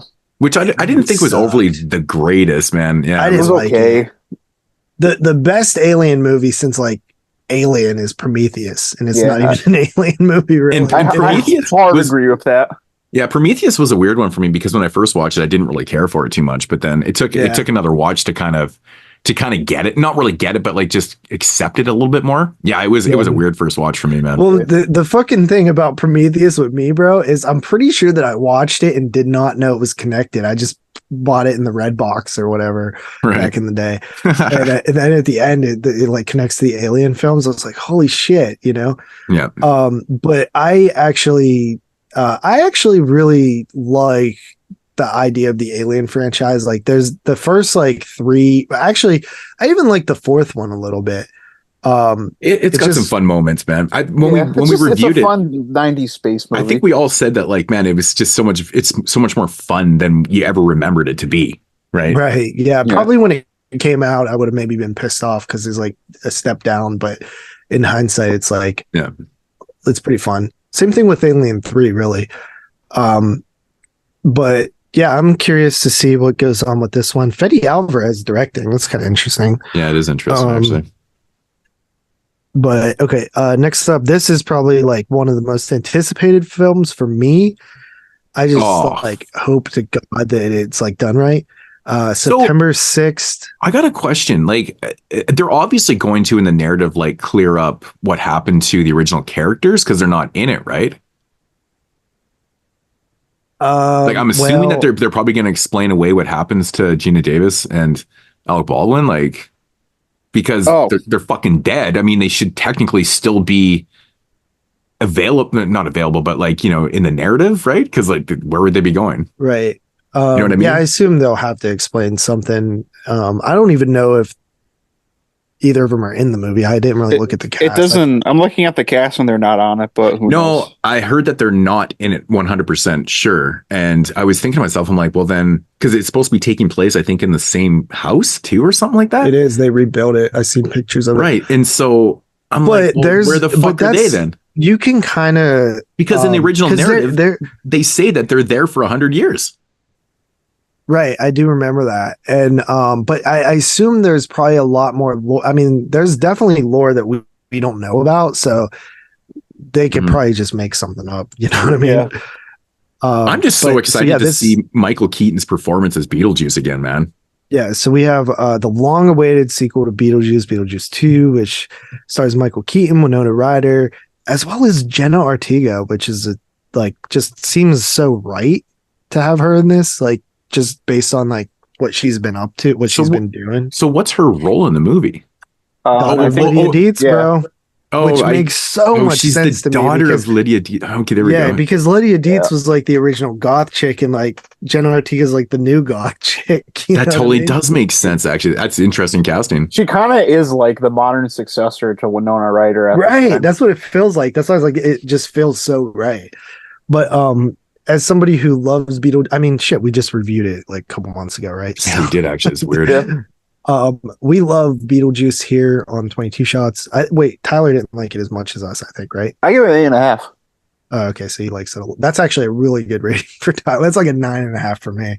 It's like, it's just a movie. It's like, it's not something that's like one of my personal favorites, but I had a lot of fun like revisiting it, and I like really like respect it for like the movie it is. The more you watch it, out of 10 for me. Right. The more you watch Beetlejuice, the more you will love it, because you'll start noticing like just other like really creative like things that they do, and they build like a whole entire world in the afterlife that's so different from anything we've ever seen. But yeah, it's the aesthetic, dude. It's like burnt in my mind of just like the shape of the hallways and stuff, and the way the color coordination is and stuff. It's so fucking trippy when they go through that, you know, when they're walking down the hallway and shit. I love that so much, dude. It's like ingrained in my mind. It's like really ahead of its time for like that time period too. Oh yeah, big time. The effects and shit are like oh man. I love the claymation. Like, there's a lot of really cool things about that movie. Right. Like even thinking about it now, like I like it more. Right. Yeah, it's so good all the way around. Good performances throughout the whole film. Great cast in that film, though. Like everybody was cast well in that film. All right, next up we got September 27th, Saw 11. So yeah, this was announced pretty quickly. Saw 10 was not only a success financially, but actually critically and fan wise, it seemed to be generally positive all around. So I think that it's kind of interesting that they're continuing. I was listening. Christian seems to think that they're gonna take place right after this last one. So again, like in between 1 and 2. Yeah, I guess. So maybe they'll do that. But I just it's so cool that this will now be the 11th movie with the same damn storyline. That's never happened in horror before. The fact that there's 11 of them in what? 2 decades is like insane to What was the first one? What was the first one? 2004? It's 2004, 2005. Yeah. I saw it when I was in high school. So 20 years, they've done 11 films. That's impressive, dude. I think it's 2005. I'm pretty sure I saw it when I was a freshman in high school. And they're all successful, like in terms of money. And then,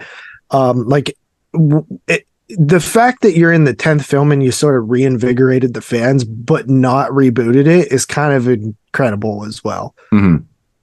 Like that was the most like positive I've seen about a Saw film since like Saw 6. Oh, it was definitely my favorite one since I think around that time too. So it had been the last few were kind of dumpy to me, but it's just Spiral was definitely the weakest for me. But yeah, it just when you stick to that core storyline, you have some cool traps, and then you just wrap it up with like that. It's what else do you want? Yeah, dude, and honestly, but I will say that the story was actually like well done in Saw 10. Like it was definitely more thoughtful than the last several. Yeah, like it didn't feel like just thrown together for the sake of making a sequel. But it's also because of where they placed it, though. They wrote this narrative like in between 1 and 2, and I think it was almost like a failsafe, really. Like you put that, like it was interesting. I think they need to kind of continue that with this one too. Yeah. I mean, what was really cool about it that I've thought about since then is like everybody that was like in traps like in the first several, they're kind of just like they're just like there's nothing about them. They're just people. But like this one, like you actually saw them like wrong Jigsaw, and you got to see him like take his revenge, which was really cool. Mm-hmm. Right. Yeah, and it actually was like pretty sad. like he's all like thinks that he has like a chance here, like this amazing new treatment, and he just gets fucking ripped off. Yeah, it's fucked. Yeah, and it's like talk about the wrong person to fucking do that to. Mm-hmm. Anyway, next up, October 18th, we got Smile 2. I enjoyed Smile quite a bit. I need to rewatch it, man. I thought it was okay. I wasn't like the hugest fan. I definitely people around these parts liked it more than I did, but yeah, I feel the same. I didn't hate it. I give it another shot. Yeah, I definitely need to rewatch it. Well, as you guys know, any movie that can like scare me is usually going to be like something I like. Mm-hmm. And Smile is pretty creepy to me. Next up, we have October 25th, Terrifier 3.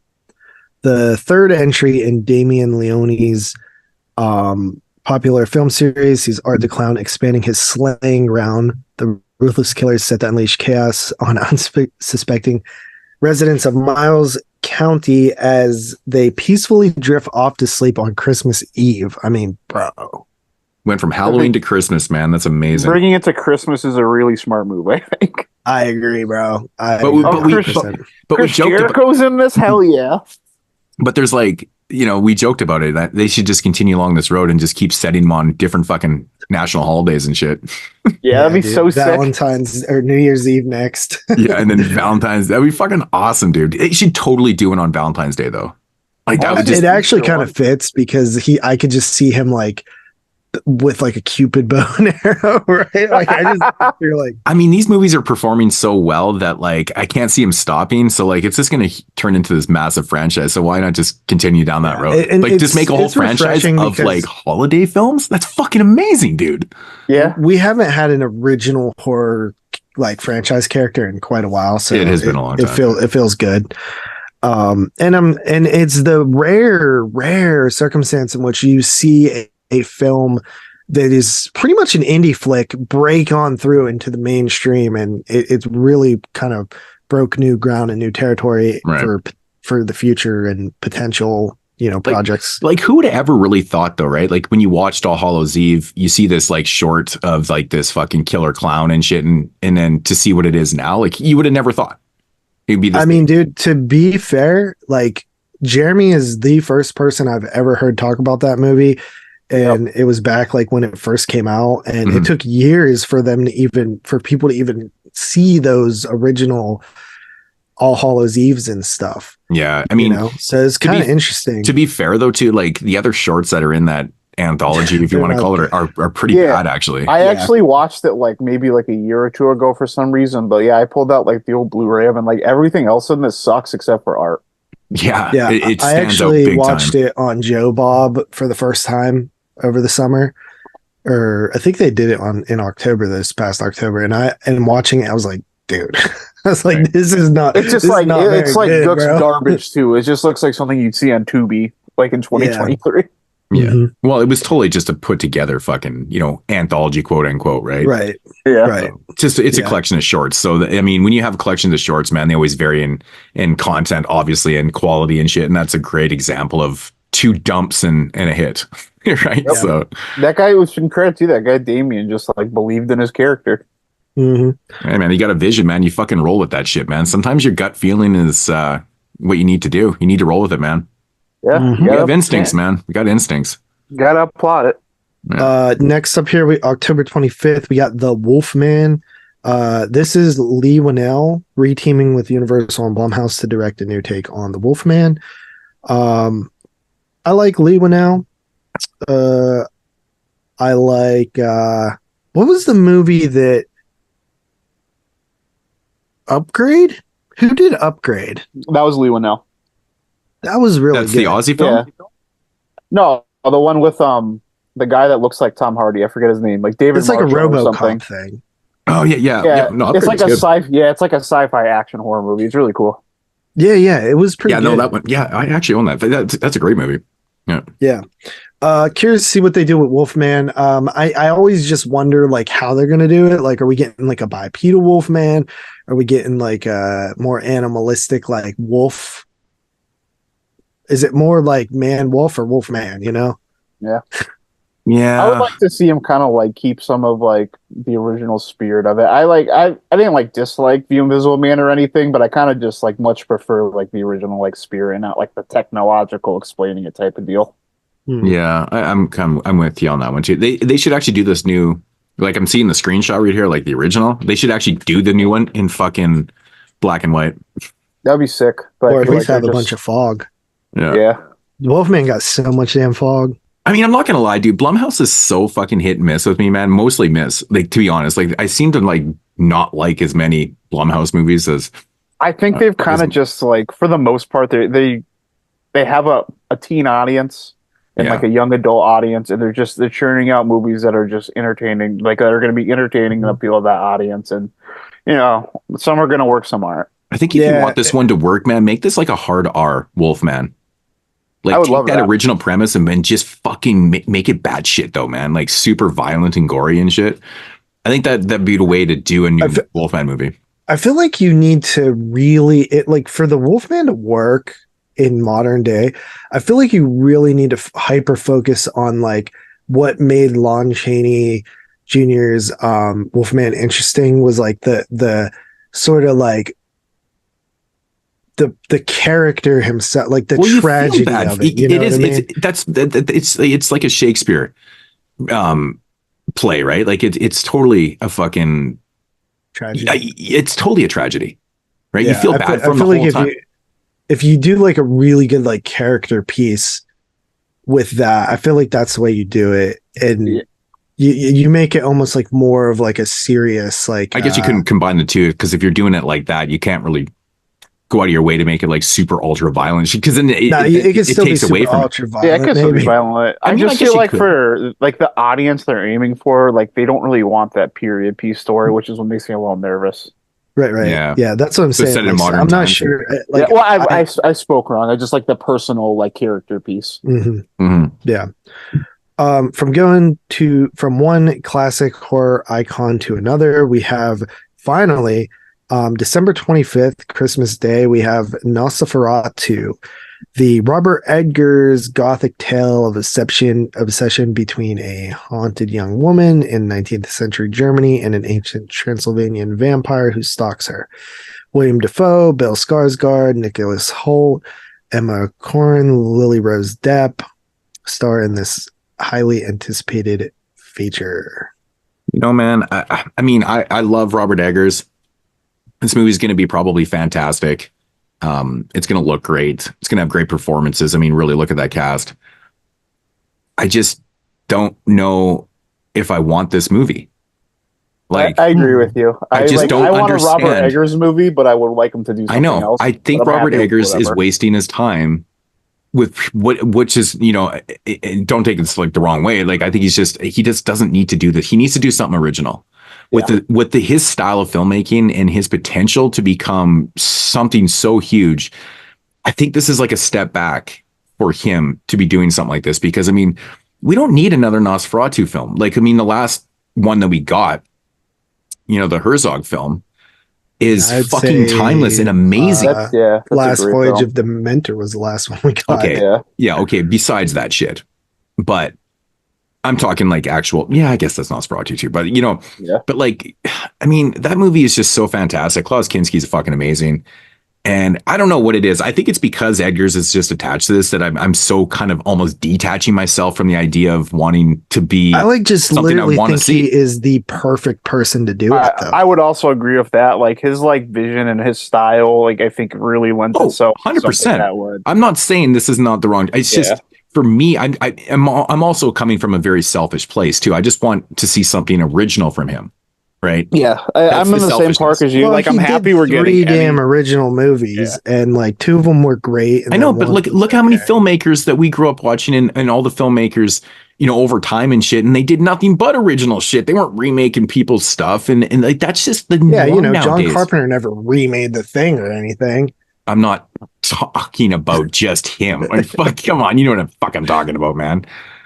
Dude, most of them did at least 1 remake though. That's the funny thing. Argento did like 6. Yeah, Argento did a remake. What did Romero remake? Did Romero remake anything?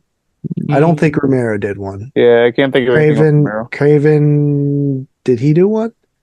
Cronenberg did. In a sense, I guess he kind of did a remake. He did an adaptation of Virgin Spring. Definitely. Yeah, I don't think that. No, that was a fucking remake. It was like he just did it totally different. He didn't acknowledge it. Yeah, he didn't. I think that's different enough though.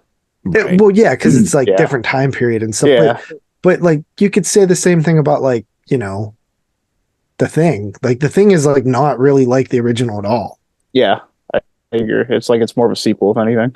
But no, I mean, is it its own most version. Exciting film for him to do? No, not really. But I also think that we haven't like Children of the Damned was a fucking total Village. That's a fail by. Yeah, he did that for a paycheck though. Oh, I know why he did that movie, but it's just for me, it's still funny that he ended up doing that fucking movie. Like, man, I honestly don't even hate that movie. I do. I think the cast is like, it's awkward in that movie too. I don't know. There's something weird about the cast in that film, like Kirstie Alley and shit. I don't know. It's fucking strange to me, man. Christopher Reeves. Yeah, it's a weird one, man. Fucking Superman and Kirstie Alley from Cheers. I'm like, fuck, where's Sam? Yeah, well, I think that this is going to be a test to see like if Robert Eggers like can take like a property that exists and, you know, do something unique with it. Yeah, I mean, that's true. Because like he's really good at the period piece stuff. That's why I'm like most interested in it, because like I just know that the scale of it is going to be like probably like pretty amazing. So we'll see how it goes. Like who's William Dafoe's playing Nosferatu? Obviously. I would presume so. I'm just thinking like or Skarsgård, just like because, his facial structure. Skarsgård, yeah, Skarsgård would be a good Nosferatu. But like I'm just thinking like the way William Dafoe looks, he just kind of in a sense, he's like got that kind of he's got that interesting look to his face, like Klaus Kinski. Like Klaus Kinski was like so Willem perfect. Dafoe is Professor Albin Eberhard von Franz. So that surprises me because Dafoe, I just based on his facial structure, it just seems like Nosferatu, man. Just weird looking. I don't know. Bill Skarsgård is Count Orlok. Okay, crazy. Interesting. Weird. Oh, this next one got me fucking. I actually watched Nosferatu for the first time recently. Like the original one from 22? Is it 22? Yeah, or 21? Yeah, I think it's 21 or 22 or something like that. 21. Yeah. Well, didn't it just had its 100th anniversary? You want to read the next one? My page is like frozen. Okay, so Blackout Q1 says Q1 2024, so I don't know what the fuck that means. But anyways, it says the latest from Larry Fessenden follows small town artist Charlie, a tortured I've man seen it already, bro. whose drinking binges blur with a sneaky suspicion that he might likely be a werewolf. Okay. Dark Sky Films, cool, will release this werewolf tale in the first quarter of 2024. So we're kind of going backwards, I guess. So in time here, but okay. You saw this one? Yeah. Fuck. Oh, that sucks. I saw it back in August. How did you see it? Festival? Yeah, Fantasia Fest. But the version I'm kind of like hesitant because like the version I watched was incomplete. Incomplete, you mean? Yeah. Why? Why would they show an incomplete film? I don't understand that. Like, did they give you a it had a temp score? Yeah. Oh, okay, that's really odd. Did they give you like a feedback card at the end of it or something? No. Oh, because I saw Return to Nukem High Part 2 like that, and like they gave us like a feedback card at the end of it. So like, but it was like incomplete. There wasn't music and spot shit like that. Yeah. Okay. Yeah. No, I thought it was pretty generic and not very good.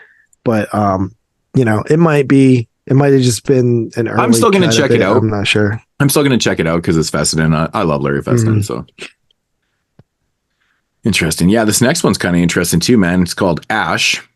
And it's directed by Flying Lotus, which is fucking crazy. That's the Kuso guy? That is? Flying Lotus is an artist, right? Like he does fucking music. Yeah. Like I actually love Flying Lotus, man. He's got tons of really cool shit.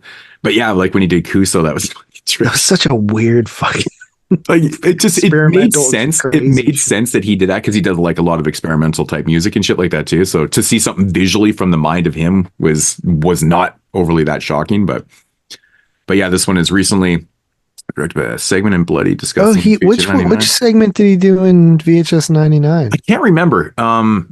Which one he did 99.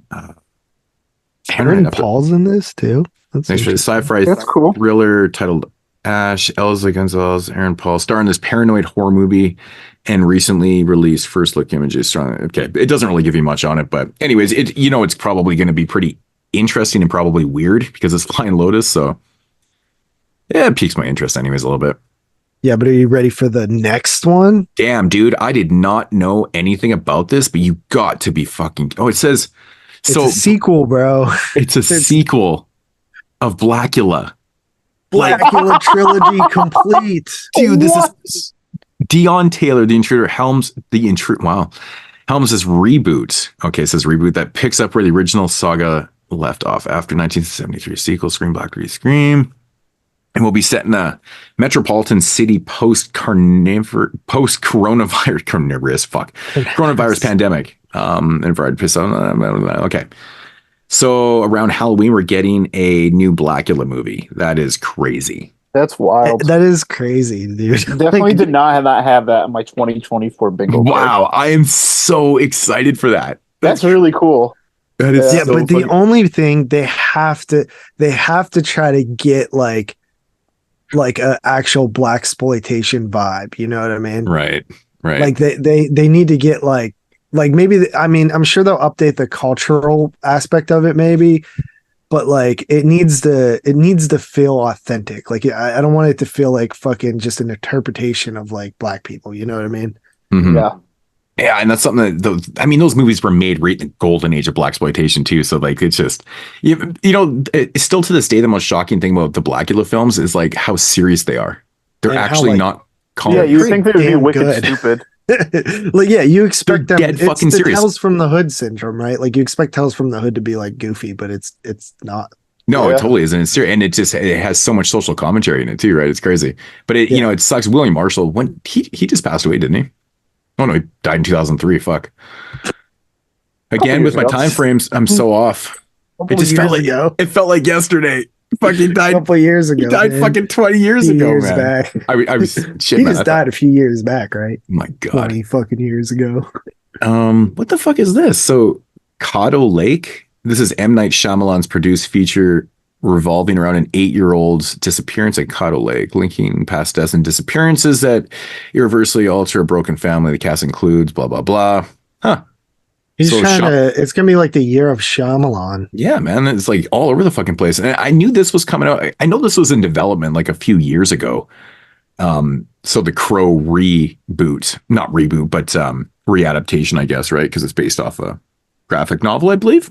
Is it? I didn't know that. or is it a comic or something? I have like so little interest in this, but the only fucking thing that's kind of cool is it got Skarsgård in it. Yeah, Hell fucking yeah. Skarsgård's everywhere, man. Anyways, yeah, the readaptation of the Crow or whatever. So, yeah, I'm not like honestly, I'm not even the biggest fan of the original one. Me neither. So, Yeah. but yeah, anyways, but rest in peace to Brandon Lee, though, man. Fuck. Yeah. Cuckoo, Luz director. Oh shit. Yeah, I've heard about this one. Thelma Singer is back with another horror movie. Plot details remain scarce. Okay, so that was all pointless. But production images suggests a potential slasher. Wow. Okay. It's got a letterbox description. Interesting. Well, I mean, that's okay. What the fuck is this one? Frankie Frico? What the fuck is it? Frankie Frico? Oh, it's like a Gorman director. Oh, Stephen Kankowski's. Nice. Stansky. Costanzi. Yeah, whatever. Connor Sweeney from the editor and Father's Day, of course. Fuck, he's so good in the editor. Is he actually, It's fucking hilarious. and he accidentally lets loose a trio of tiny troublemakers into his home, led by the maniacal rock and roll party monster Frankie Frico. I mean, it's gonna be fun. Just reading that was like, oh my God, I was trying not to laugh. Oh, okay, that sounds awesome. I'm so excited for that right now. I did not know about that one. Fuck. hmm That's what I'm saying. This list is actually pretty good. Like Yeah. it's like very insightful.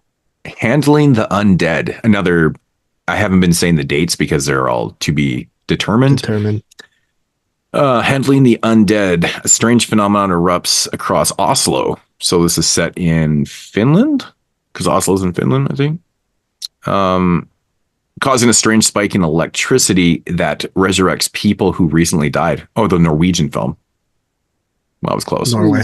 I was close. Norwegian film is a feature length direct. Say that name. Nope. Vistendal. Yeah, I can. Wow. Okay.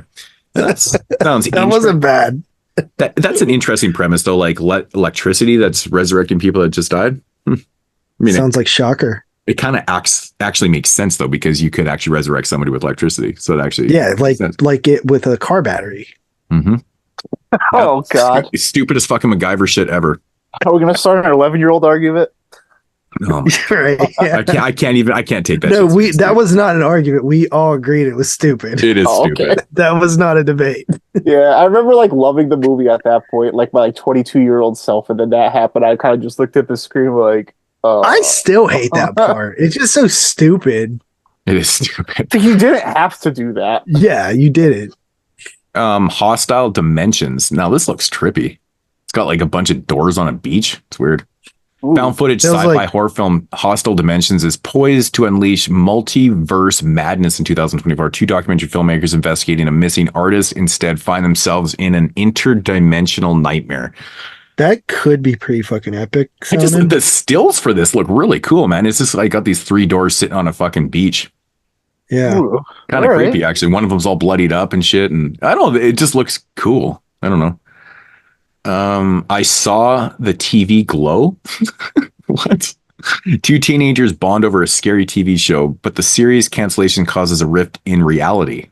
Oh, that sounds really cool. It's Oh, it's A24. So Oh, baby. So it must be good. Right. not necessarily, kidding. but I'm kidding. I kind of like I like the premise, man. Cancellation. yeah, the premise sounds good to me. A rift in reality. Interesting. In a violent nature, Shudder's upcoming slasher follows an enigmatic resurrection, rampage, and retribution of an undead monster in a remote wilderness.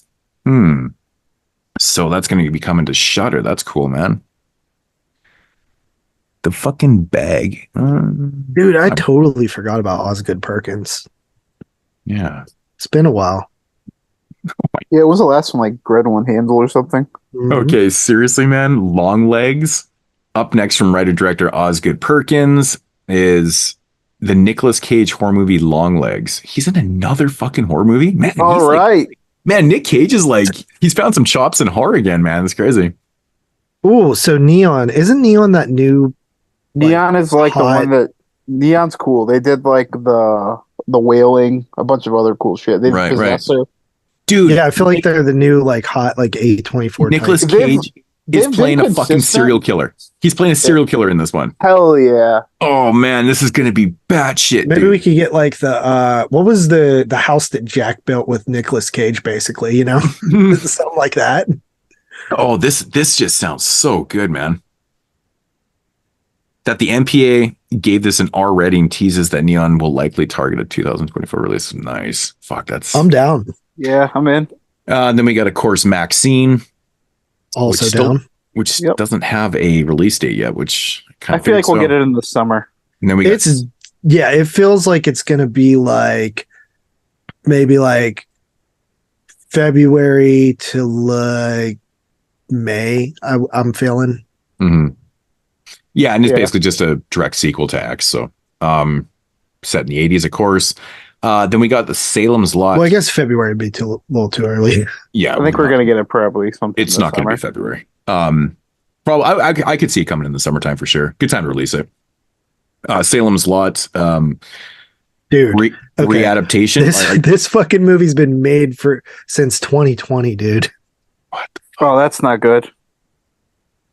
It was supposed to come out in 2021, I think, on like So what happened? Paramount Plus. They just shelved it, bro. It's probably sucks. That's probably what's wrong with it. That's probably why it hasn't been released. Like Why the Yeah, fuck? William Sadler. the same thing happened with fucking Pet Cemetery. Mm-hmm. Yeah, and What'd I you heard say it that, has William Sadler in it? that It's new got one I William heard was Sadler, fucking balls it's too, got right? Louis Pullman.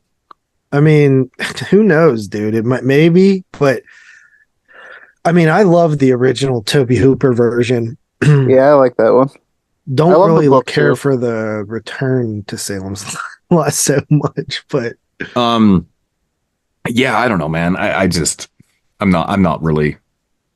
I just don't trust it at this point. No, I mean, I just every have year, no this conviction. if you look back at the last 3 years of Bloody Disgusting, this movie was on it. Okay, what the fuck? Okay, Shelby Oaks, YouTube critic Chris Stuckman. Yeah, I've heard about this. Oh movie. God. Oh, Chris that Tucker dude made a movie. fucking movie? Oh Mhm. no. Yeah. Oh, this is great. Now we should just I'm rip it definitely gonna apart. watch it. But Hey, uh, dude, I'll give it a Yeah, chance because you I'll know give it who a fair knows, shot. like, you know. Follows a paranormal investigation that dates back to childhood and will include found footage elements. Okay, fuck, whatever. Starve Acre. oh, Keith David's in it. Oh wow, that's crazy, huh? So this one right here, Starve Acre, a 70s set folk horror film. Interesting. That's pretty much all it gives you.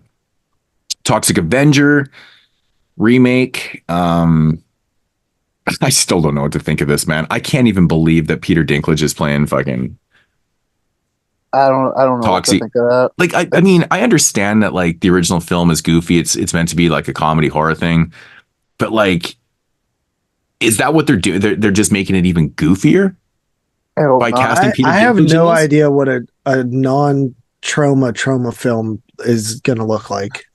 But like, I assume it's not gonna. But the Toxic Avenger, the idea behind the Toxic Avenger was to take this like nerdy fucking janitor, and he obviously gets like morphed into this like huge bodybuilding fucking, you know, Toxic Avengers, you know, the superhero.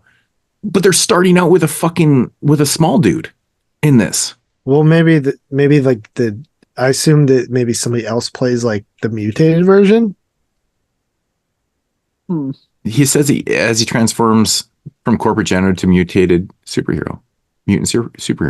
Yeah, I'm so confused by this. Like, I'm looking at the cast list, and there's like a Winston character, which is Peter Dinklage, and there's no toxic character. So I don't know. It does say right here, like that he plays as he transforms from corporate janitor to mutant superhero. So I don't fucking get this, man. I don't know if it's going for straight comedy, because I mean that in itself is funny, because and it's only funny because of like what the original Toxic Avenger is. It's like a big fucking superhero.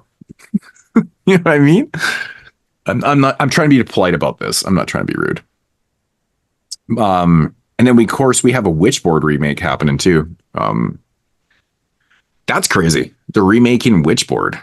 See, like, I don't mind like a remake like this, because they're clearly not trying to capitalize on like the notoriety of Witchboard. It's like they're just trying to make a better version of it. Yeah, it's Chuck Russell doing this one, yeah. So that's pretty interesting in itself. And yeah, that actually concludes the 51 horror movies from 2024. Crazy. That was a lot. Yeah, that was actually a long. That took a while. That was a big segment. Yeah, I knew that's why you were like basically skipping over the intro, because you knew it was going to be long. Yeah, exactly. Yeah, I feel like it was over an hour just for that. So I have like two more to be on the lookout for. They're both foreign, and they both did well at festivals. One of them actually played at Fantasia and played at like New York Horror Fest or Brooklyn Horror Fest or something. I'm surprised that wasn't at the list. It's called Red Rooms. I guess it's more of like a 7, like Silence of the Lambs type movies, like wrapped into a courtroom. But I've heard it's extremely disturbing. So I'm really looking forward to that. That should be soon. And there's it looks like a South Korean one called Sleep that also played at Fantasia. Yeah, that's the only thing I don't like about Fantasia is like it's so hard to like actually get the stuff you request. And usually a lot of like the bigger stuff is even harder to get. So I don't think I even had a chance to see those ones. Yeah. Yeah, I've heard a lot of good things. I think Red Rooms is probably going to be coming out pretty soon, because I know some people have already seen it. Yeah, I ended up getting COVID right when Fantasia started, so I didn't watch as much stuff as I did the year before. But anybody can pretty much like get on that. You just have to apply. You just literally go to their website and apply to review the titles. Right. Yeah, but like you have to be like from an outlet that reviews it, right? Yeah, but I mean, if you have a fucking YouTube channel, that's what I do. Mm-hmm. Yeah, that makes sense. Cool. Is that it? Yeah, those are the only two that I have covered. Yeah. I gotta pee though, so we need to take a break. Okay. Well, no, that's it for the intro anyways. Okay. Yeah. Right. So that's going to conclude our 2024 look of potential horror films that are coming out. So I guess besides Maxine, what are you most hyped for? I would probably say like some of those like A24, like that neon one sounded cool. Tyler? Of the ones that were on that list, yeah, I'm probably leaning towards the A24 one, what it was called, the one about I saw the TV glow. That sounds really cool. Yeah, the Nicolas Cage one sounds cool. That one sounds cool. The Hostile Dimensions one sounds really cool. Stop motion sounded really cool. Yeah, Stop motion, that one. Blackula. I mean, I just am fucking curious what a Blackula movie is going to look like in 2024. I mean, Blackula, the Ghostbusters movie, I'm looking forward to. Obviously, Beetlejuice 2. Late Night with the Devil, definitely. Yeah.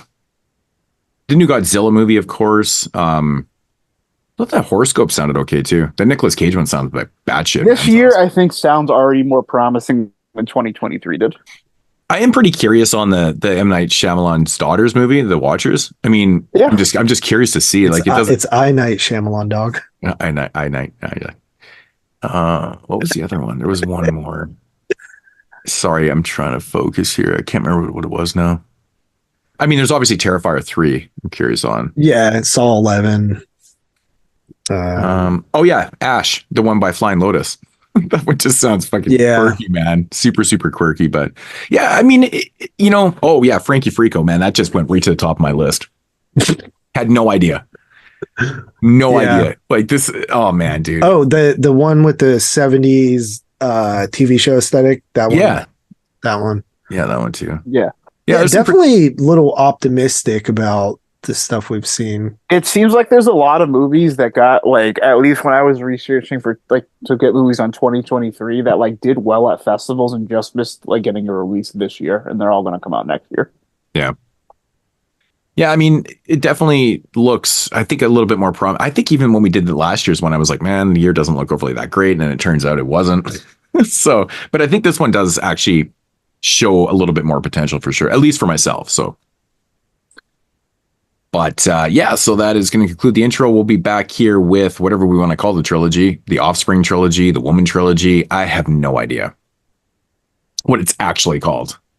So check you guys in a minute.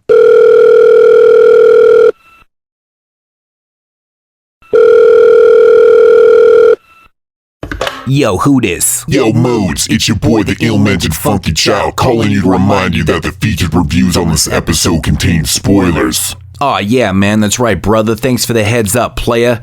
Now go back to being an unproductive asshole. Fuck you. I tell your listeners to stop being so dumb, silly, sensitive. Yeah. And now, our feature presentation. All right, so getting into the featured reviews here on episode 251, we've got the Offspring trilogy. What is it exactly called? The Woman trilogy? I think, what do we call it, the Dead River trilogy or something? Is that what it was, Tyler? I'm not sure. The Dead River? Where the fuck does that come from? That's what you were saying. It's the title of the town, I think. Oh. Or something. But it's interesting because these are all based on a Jack Ketchum, right? Except for Darlin, I think. Yeah, that's not. So I think Jack Ketchum actually wrote the screenplay also for Offspring, so he just adapted his own material. Yeah, but the thing that's interesting about it is the Offspring novel is a sequel novel. Yeah, I know. Yeah, it's so weird. So Offspring is like a part 2. The Woman would be like part 3. Yeah. So so his adaptation or his book was a sequel to like another person's writing, right? It was his own. Yeah, but they just started. It was his first book. His first book was off season, I think. Okay, which also inspired The Hills Have Eyes. So why didn't he adapt that then and just start at the beginning? I don't know. I guess maybe Offspring was more popular. Okay, I guess I can't imagine how bad that one was then. Fuck. All right. Anyways, getting into the first movie here, which is, of course, called Offspring from 2009, directed by Andrew Van de Houten. I actually know the guy because he directed a movie called what is it called? Give me a second here. I'll figure it out. Headspace from 2005. It's actually a movie I like. Yeah, I actually like that movie. It's pretty good. It's got a really weird aesthetic to it, but it's kind of a head trip. It's like a psychological thriller kind of thing. Anyways, quick little synopsis here. Against the backdrop of grisly murders and child abductions, a clan of cannibalistic savages which plagued the northeast coast since 1858 is after an unsuspecting family and their innocent baby girl. Do they have what it takes to survive? Okay. So have you guys ever seen this one before? No, I'd only seen the woman. You'd only seen the woman. Okay. Yeah. Yeah, I saw this before the woman.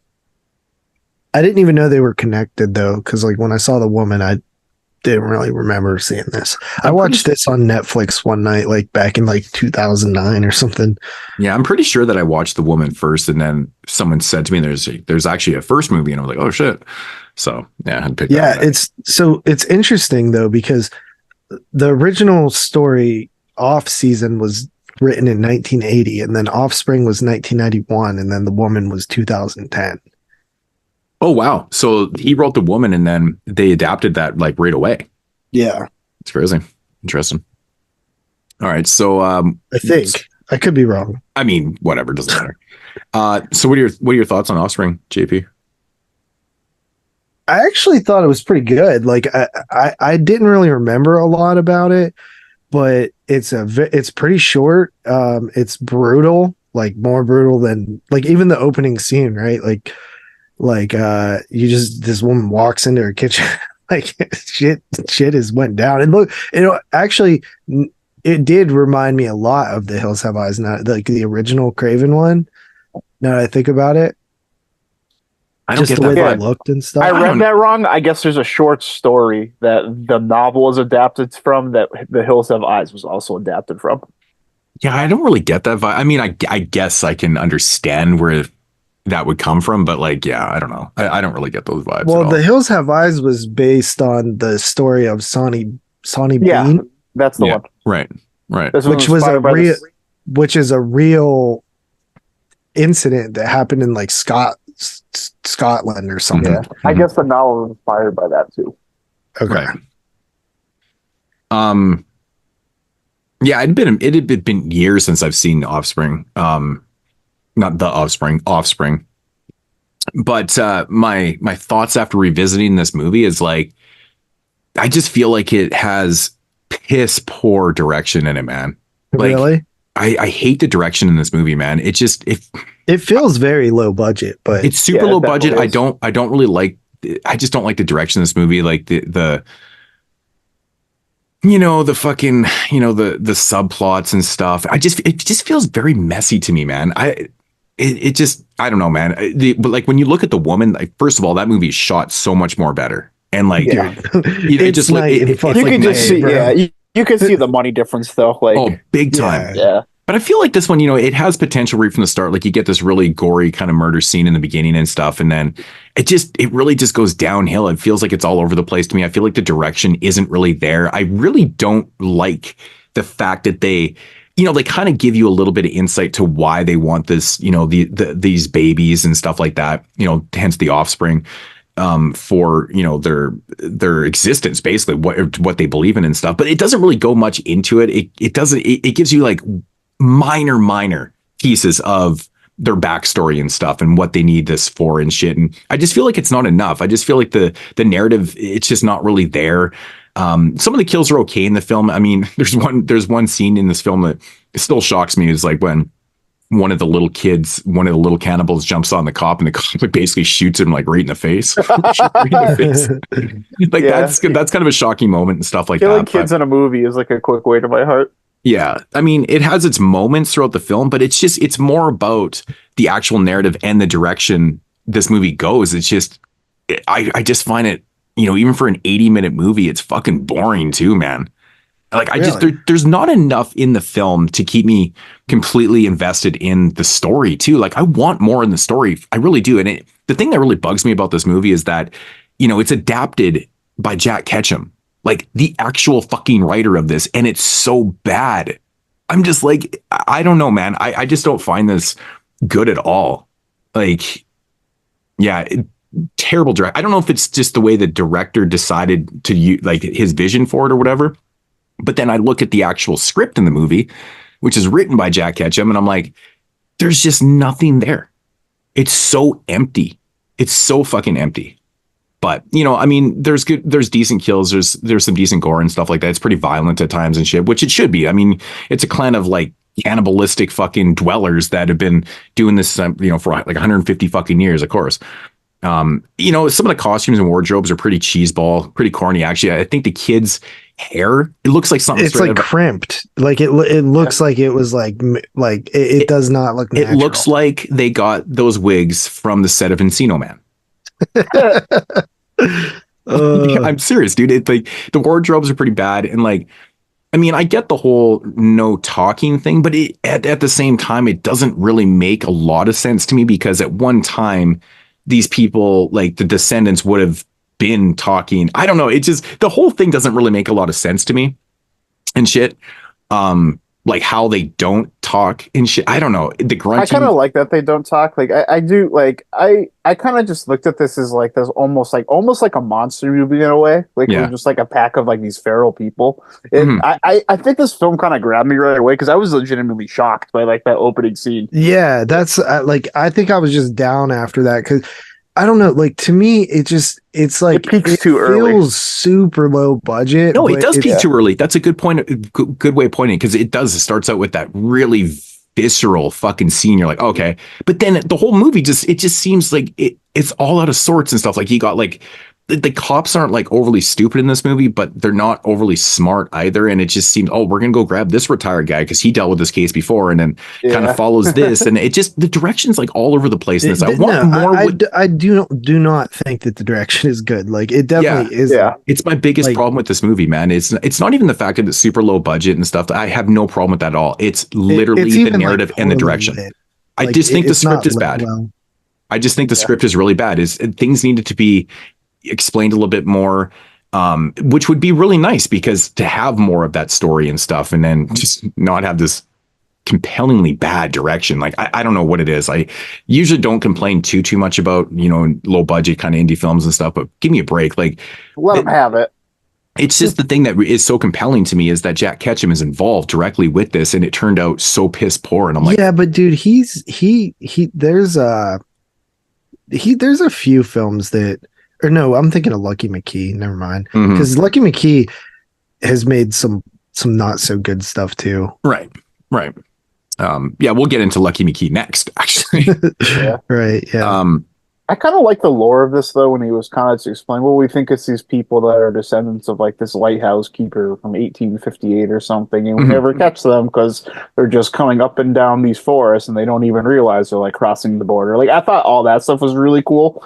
And then, like you are right, it got messy after that. So they actually do explain, like, the lighthouse keeper, who obviously was not a feral person, like he was a real person, probably talked and stuff like that, and their descendants. But like, where down the line, because there would have been people straight descended from him that actually were, you know, human and not feral and shit like that. Like, where down the line did it just become like this? Like, the story, there's a story there, and it's not being told, and it's compelling to me because I want more of not the hunt. I want more of the cannibalistic cult and tribe.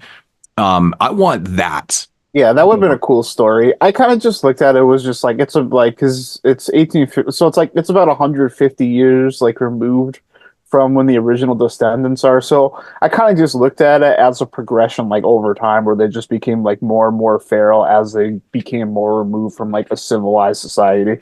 Yeah. Did you ever hear of the Lykov family? I think it is. I did not. No, what's up? So there was this family in Russia that basically ran off into like the deep like wilderness and lived for like a really long time, and like actually like didn't even know about World War II. And they were like found. It might not be that, I might be confusing it with a different family, but they lived out there, and like they pretty much almost died a few times because of like just bad winter and like bad crops and stuff, but they were completely uncontacted for like decades. And I believe like the youngest kid like had like really bad like social skills, so I could kind of see just in a couple generations how that could maybe happen. Right. But to go completely mute though? Well, they're not mute. They just have their own way of communicating. Well, I shouldn't say mute. I mean, it's more grunting. It's very but they give it like this whole prehistoric type vibe to it. Like it's like literally cave dwellers.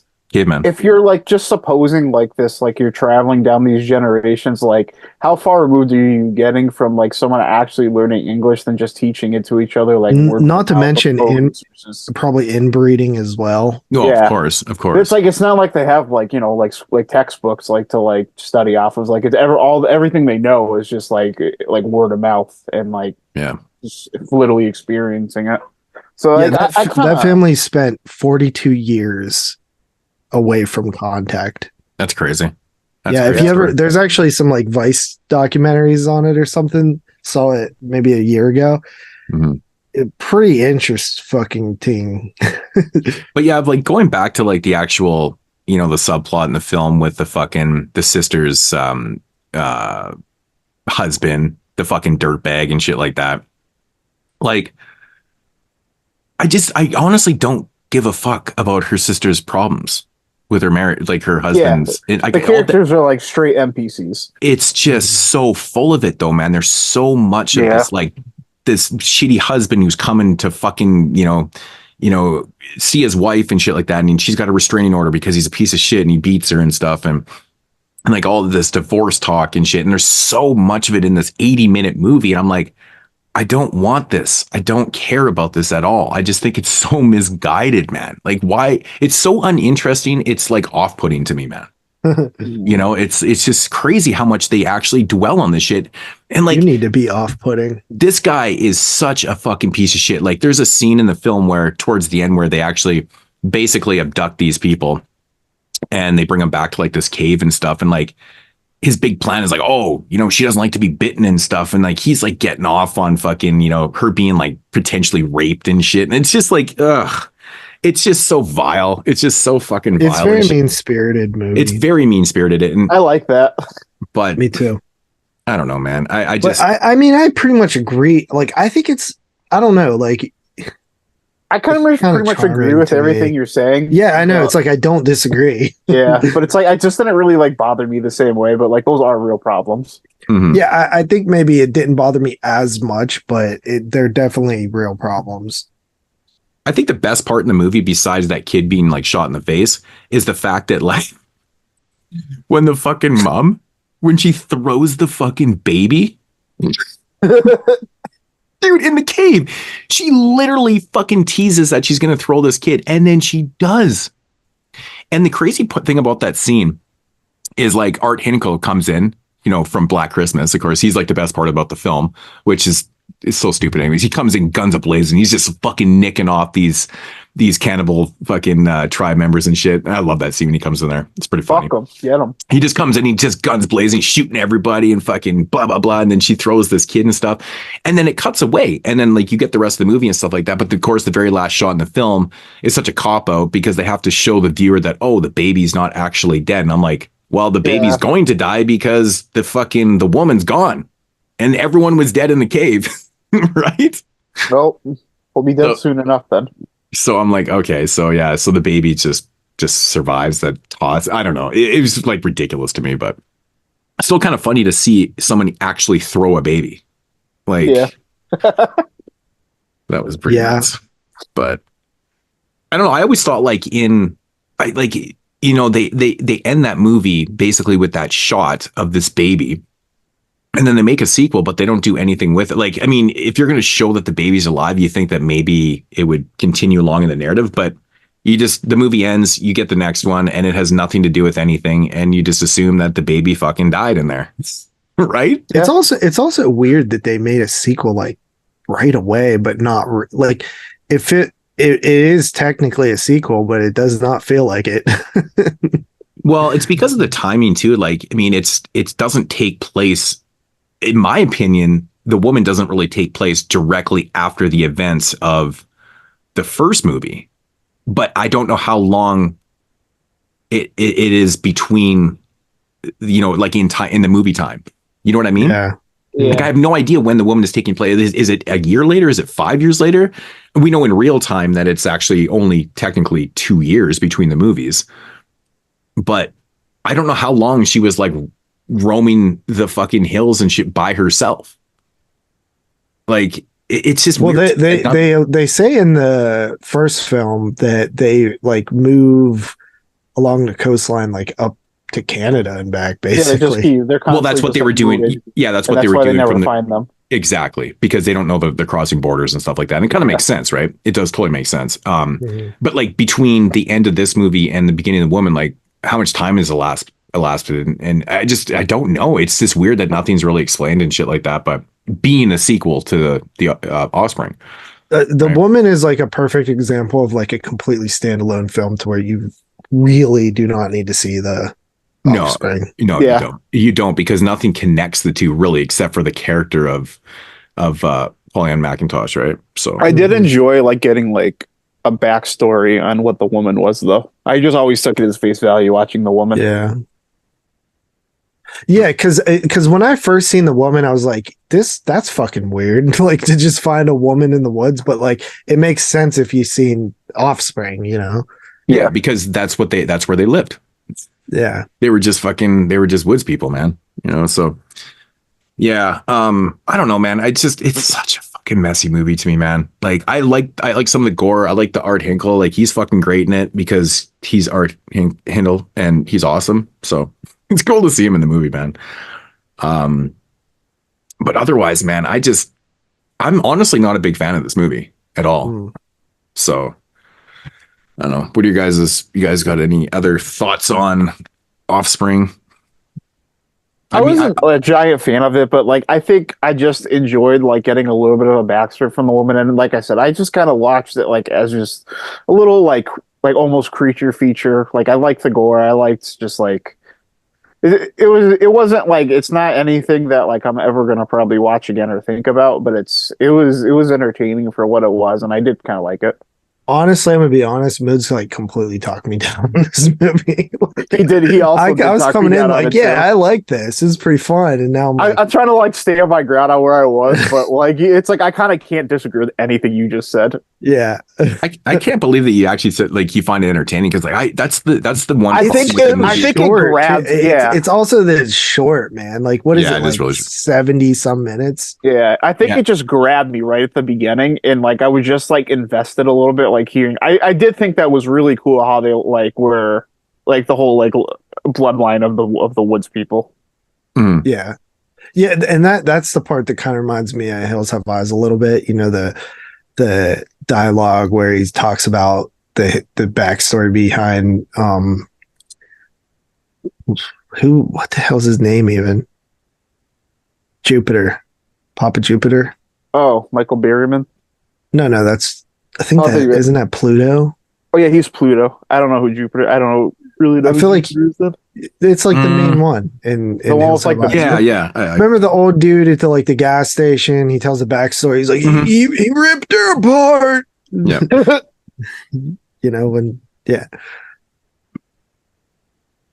But ratings, I guess. Yeah, and that's the other thing about it. Like when they basically abduct the mom and the fucking the husband and shit like that, and they bring him back to the cave. I was like, it never even made sense why they would do that, because they never hesitated on killing anybody at any moment, and why? Like, what was the point of bringing her back to the cave? Why didn't they just fucking kill her? Like both the women, a snack for later, dude.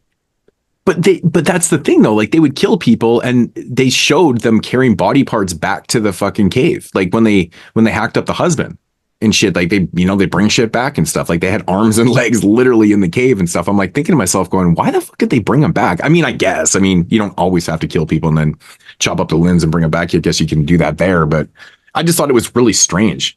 I mean, I get the whole guy part. Maybe you keep the meat alive for a little bit so don't spoil, Right. I mean, I get the guy version because like they were basically kind of just using like what I assume they were just going to use him as a fuck toy, right?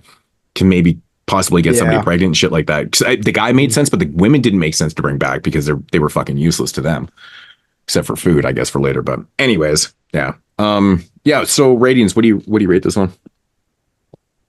I was gonna come in a little higher than I was gonna, but I'm thinking about this now that we talked about compared to the other two movies, and I think it's kind of like not fair for me to come in where I was gonna, so I'm gonna give this one a 5. Yeah, I was at a 6, but I'm gonna come down to 5 as well. Yeah, that's exactly where I was. Yeah, I'm in at a 4. I don't think it's. It has its moments in it, but man, it's just such a messy fucking film that I can't. I'm just not a big fan of it. Like there's just so many things that bug me about this movie. So, but yeah, Offspring, ugh, not the biggest fan of it. Okay, so yeah, that's the Offspring from 2009.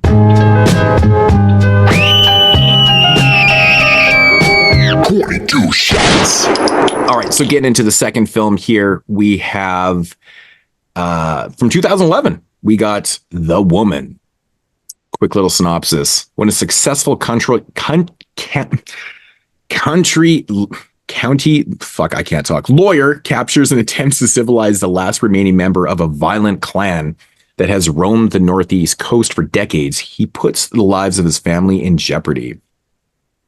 So yeah, so that's basically the beginning of the movie, man. We get this lawyer. He's doing a little bit of hunting. Yeah, he's an asshole. He's actually bigger than an asshole. He's a fucking raging piece of shit, this guy. He's like one of the worst fucking dude characters ever, dude. Oh man. So anyways, yeah, so he goes out on a little bit of hunting trip, and he's looking through his scope, and he comes across the woman. He sees the woman bathing, and he comes home, and he devises a plan, and he basically captures her, and he ties her up in this cellar that they have outside, and it's not a secret. He involves his family into this too. He shows them what he's captured, and his plan is to like civilize her because she obviously is not very civilized, and which is kind of like code word or metaphorical for I just want to torture the shit out of this bitch, and yeah, and that's pretty much what he fucking does. This movie has a lot of commentary to it, though. Just the fact that he's like a lawyer, like he's a lawman, and he's doing this type of shit, man. I love the commentary of just like corruption, like how, you can have this white picket fenced white American family and shit. Like everything looks so good to everybody on the outside, but it's really dark and dismal and bleak and nasty on the inside. I like that commentary, man, because this shit happens all the time, especially in the law system and the judicial system. It's so corrupted. It's so nasty and shit. And these people tend to get away with a lot of shit. And I like the fact that they put him as a lawyer and stuff like it works perfectly for me as a narrative. But yeah, there's a lot of commentary going on here. So, but it really does show though, like when you have a father like this, that's so overpowering and demanding, and then, like you raise your kids to be exactly like yourself, right? Yeah. You're just passing down that shittiness to generations and shit. And the movie shows that too, right? Like the father's such a piece of shit. Like there's this very haunting scene in the film. The kid is the little boy is a fucking piece of shit too. He's a product of his father, and that's the commentary in it though, right? It's like, if you're gonna do some shit, you're gonna pass that stuff down. But the father doesn't care. He's basically telling him to do shit. Like there's a really haunting scene in the film where he's like, well, what are you gonna do with all your spare time today? And he's like, well, don't do anything I don't do. But he's telling him to do what he wants to do in that scene. And the father accepts the fact after the sister caught him torturing the woman with, pliers and ripping up her nipples and touching his penis and jerking off and shit. He's being dirty motherfucker. The father accepts it and he doesn't give him shit. Because he's a complete misogynist. And no, it's because he's a product of his father, and he would have done the same I'm saying thing. the father is a complete misogynist. Yeah, exactly. So like he sees his son as like basically a man and superior. Right. And he's basically, himself. Exactly. Well, he's an extension of himself. That's why he doesn't get mad. And that's when he says to him, and he's like, don't do anything I wouldn't do. But he's giving him the okay to go and do that shit because he knows that he's going to do something with that woman. And it's just fucking nasty. It's just brutal. It's a brutal commentary on, family life and, generations and like how we raise our kids and stuff like that. And this is they really are the products of you and stuff like that. And it's just like, there's so much filthiness in this movie. Like, when he's cleaning her off with the pressure washer, like, he's not cleaning her. He's torturing her. Like, you know how fucking much that would hurt to be cleaned with a fucking pressure washer? Dude, the first scene when he sees her with when he's got the rifle and he's like checking her out and like the music's like, it's just like, this guy's twisted as fuck, man. Yeah. Like you can just see his ears perk up and like a light bulb go off in his head and he's just like so psyched. And then when he gets home and starts clearing out the storm shelter or whatever, and he's all like fucking just like he's acting. It's such a weird. It's so like, nonchalant thing because it's so it's like he has his family so under his thumb. Yeah. That he can literally just be so nonchalant about that. And then the movie just gets more and more twisted as it goes, because then you find out like the whole thing with Peg and then Socket, like that's fucking comes out of nowhere too. You know what I mean? With and, what? The socket? Socket. Yeah. The other sibling. Yeah, I mean that is a left field thing that is like completely ridiculous, but then it makes all sense, like, you know, to civilize and stuff like that. So I'm just assuming that the other sibling was like retarded or something. Is that why they put it? Is that why they put him up there, just to live like a cave dweller? Because like I'm assuming it was like the girl was handicapped or something like that. Maybe I'm just dumb, but like I kind of looked at it as like he'd already trapped one of these like people. Well, and like he already had. That's how I used to look at it, but I think that it's supposed to be a sibling. No, it 100% is, because there's a scene in the end of the movie when the little girl who Darlin goes with the woman, when she looks at the, you know, what we think is like a cave dweller, she says sister. She actually says sister. Yeah, but that, I mean, no, she's that talking could about, also mean like they treated her like that's your sister, even though, you know, it might not. True, but I think it actually, I mean, I assume if you read the book, it probably would say, and everything online says that it's the sister. So I'm just saying that it probably is. Just the way the way Darlene says it, she's like, oh, it's a sister. Like she says it straight up like that. And I'm like, oh, fuck. I mean, is Darlin not like this little girl that plays her? Is she not like just the cutest little thing, man? Yeah, she's so sweet and innocent, and you're like, dude, this is fucked. That like this guy's like such a horrible dad. Well, it's like the tale of two sides of the family and shit. Like I like the mom in this movie is really, she's Angela Bettis. Angela Bettis is really good in the role, because like, you know, she's strong, but she's just been overpowered by this monster of a husband that she has. She tries to stick up for herself. She tries to say things. She knows this is wrong. She's not really going along with it, but she gets fucking beat down. Like that scene where he fucking knocks her out. She has complete battered wife syndrome, bro. Totally. Yeah. Totally. And like the daughter, like, you know, the fact that the father at one point, like when the teacher thinks that she's pregnant and stuff like that, like it just goes to prove how delusional he really is, because his daughter's a homebody. She doesn't do anything but go to school, come home. She lives that fucking shelter life because she's fucking scared. She's literally suffering from anxiety and she's scared shitless to be around this filthy fucking piece of shit father that she has. She's scared for her life and shit like that. He honestly, truly believed that she was fucking pregnant, and he fucking loses it. And he's like, you fucking slut, and blah, blah, blah. And he's just going, and I'm like, and I'm like, yeah, she is pregnant. She is pregnant, dog. Was she actually pregnant? Yeah. From that's him. Why, that's what I thought it was like, that's why he got mad, because I didn't think that she was actually pregnant. Yeah, dude. I thought it was just implied that like that everyone was thinking that she was pregnant. I didn't, what? Really? Yeah, that's what I'm saying. It gets even more twisted as it just keeps getting more and more twisted. Oh, I didn't realize that he was molesting his daughter. No, I got that, but I didn't think that she was actually yeah, that too. Do they in the next one? They actually say they confirm it. Okay, because for some odd reason I just assumed that he was just that the teacher was assuming that's what the problem was, and that she actually wased pregnant. And I was like, oh fuck. It's like the way he gets defensive about it. Like, you know, of course. But like I kept thinking to myself, I'm like, man, like she doesn't do anything, but she doesn't. But now that makes a lot more sense that he was the one that would have actually impregnated. Okay, yeah. But anyways, I mean, very strong acting from everyone involved, in my opinion. I mean, that's the dad is fucking good. Yeah, that's just one more piece of the puzzle, though. I mean, this whole movie is just like a train wreck of just dirtiness, man. Like this guy is out to fucking lunch, man. Like it's just so fucking scary. Like he's very good. The actor's very good at playing this douchebag, though, man. That guy was the guy from the Stepfather remake too. He's a douchebag. He fucking got a lot better.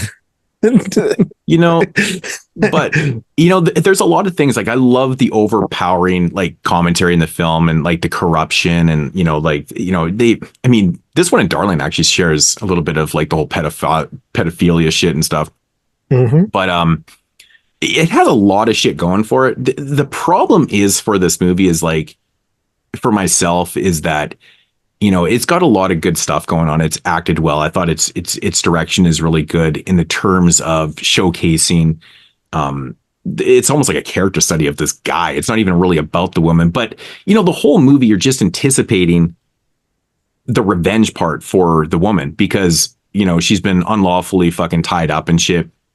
You're just waiting for the shit to happen. And it does, but there's like 7 minutes left in the movie. Right.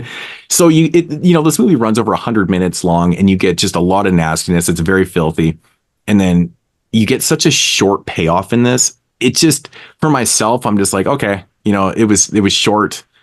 It was pretty decent for what it was and stuff like, and it's pretty mean spirited though, too, because like, I mean, mean spirited. I mean, when she kills the mom, like, you know, the mom was kind of the catalyst for her getting free in a sense. And she gets fucking gnarled up, man. Like, yeah, I wish the revenge on the boy was a lot more brutal because I feel like and cut in half ain't brutal enough for it you. It was, but like even the father, like I felt like his death was way too quick and shit. It just wasn't as violent as I was really hoping, considering how much torture and pain. Well, yeah, I mean, it's like really hard to match the vileness of him with a death. You know what I mean? You almost have to. You almost have to torture him for like a month to even come close. You know. Right. But yeah, the mom's death is just it's super bleak to see because like she was a true like a true spirit and stuff and like really didn't want any of this shit. But of course, you know, you can't tame a fucking tiger completely, right? Like she doesn't give a fuck. Angela Bettis has like amazing mannerisms, like her facial expressions and like she's just very good at like visual. She's a fantastic acting. actress. She's a fantastic actress. Yeah, I've pretty much loved her in everything I've ever seen her in. Like even except for like Carrie, but like I think she was fine as Carrie. I just think the movie wasn't that. Oh, she was cast great. I don't think that was her fault. No, that's the direction and shit. That movie was bad. I don't hate it, but it's made for TV movie. Is what it is. Yeah. But I think that like the strong points of this movie, especially watching a lot of 2011 films, I just think the direction and like the camera work and the music and stuff, it just feels like a little above like some of the stuff that was coming out at this time. That's one thing about this movie that I did note is the music, like in the montages. There's like a bunch of like little kind of minor montages in this film. I don't know why Lucky McKee was going that route with that stuff, but the music is like so uplifting and like almost like heartfelt and shit. And I'm just like, oh my God, it's like almost disgusting. Yeah, it's the same contrast with The Girl Next Door. Like it's this Pleasantville, like all American family that is just fucked. So you have this like contrasting music and visuals with this the nasty nature of what's going on. Yeah. I love that, and I love that in The Girl Next Door as well. But I've just always been a fan of sort of like everything's not as it seems, like everything's not as perfect as it seems. Look closer underneath like the fabric of you know, classic Americana. You know. Mm-hmm. I think my favorite part in the film though is when he first ties her up and he fucking touches her face and she bites off his ring finger. And she swallows the finger and she spits the fucking ring back at him. Out, and then he like rocks like not having a finger, like no big deal type thing. I know. I always thought that was weird. Dude, he's so nonchalant about everything. Like they show him at work and he's just like missing a finger and he's just like going on with his fucking daily routine like nothing happened. I'm like, this is ridiculous, man. Yeah, this guy's out. This guy's insane. He's literally insane. Right? Yeah. Like it's just crazy, man. So So I have a little bit of a different take on this movie. I There's a lot of like kind of like complaints about this movie that like nobody acts like a person, and I can kind of agree to that to an extent. But I really the third act, like that whole like last 10 minutes, it really brought it together. Sorry, what do you mean by nobody acts like a real person? Like I feel like I feel like the daughter does because she's so damaged that she's acting like a real damaged person. It's just like the wife. The only person that doesn't act like a normal person and acts like a complete sociopath. I think the son acts normal for the circumstance. I think the father is the only person that doesn't seem like that's the father. He's totally unhinged. Yeah, the father is like absolutely unhinged, and I can kind of like understand like the complaint that it's like a little everything is a little bit exaggerated, but I kind of think that's the point. And it tied it together. Well, you got to also factor you're dealing with a feral woman is a little.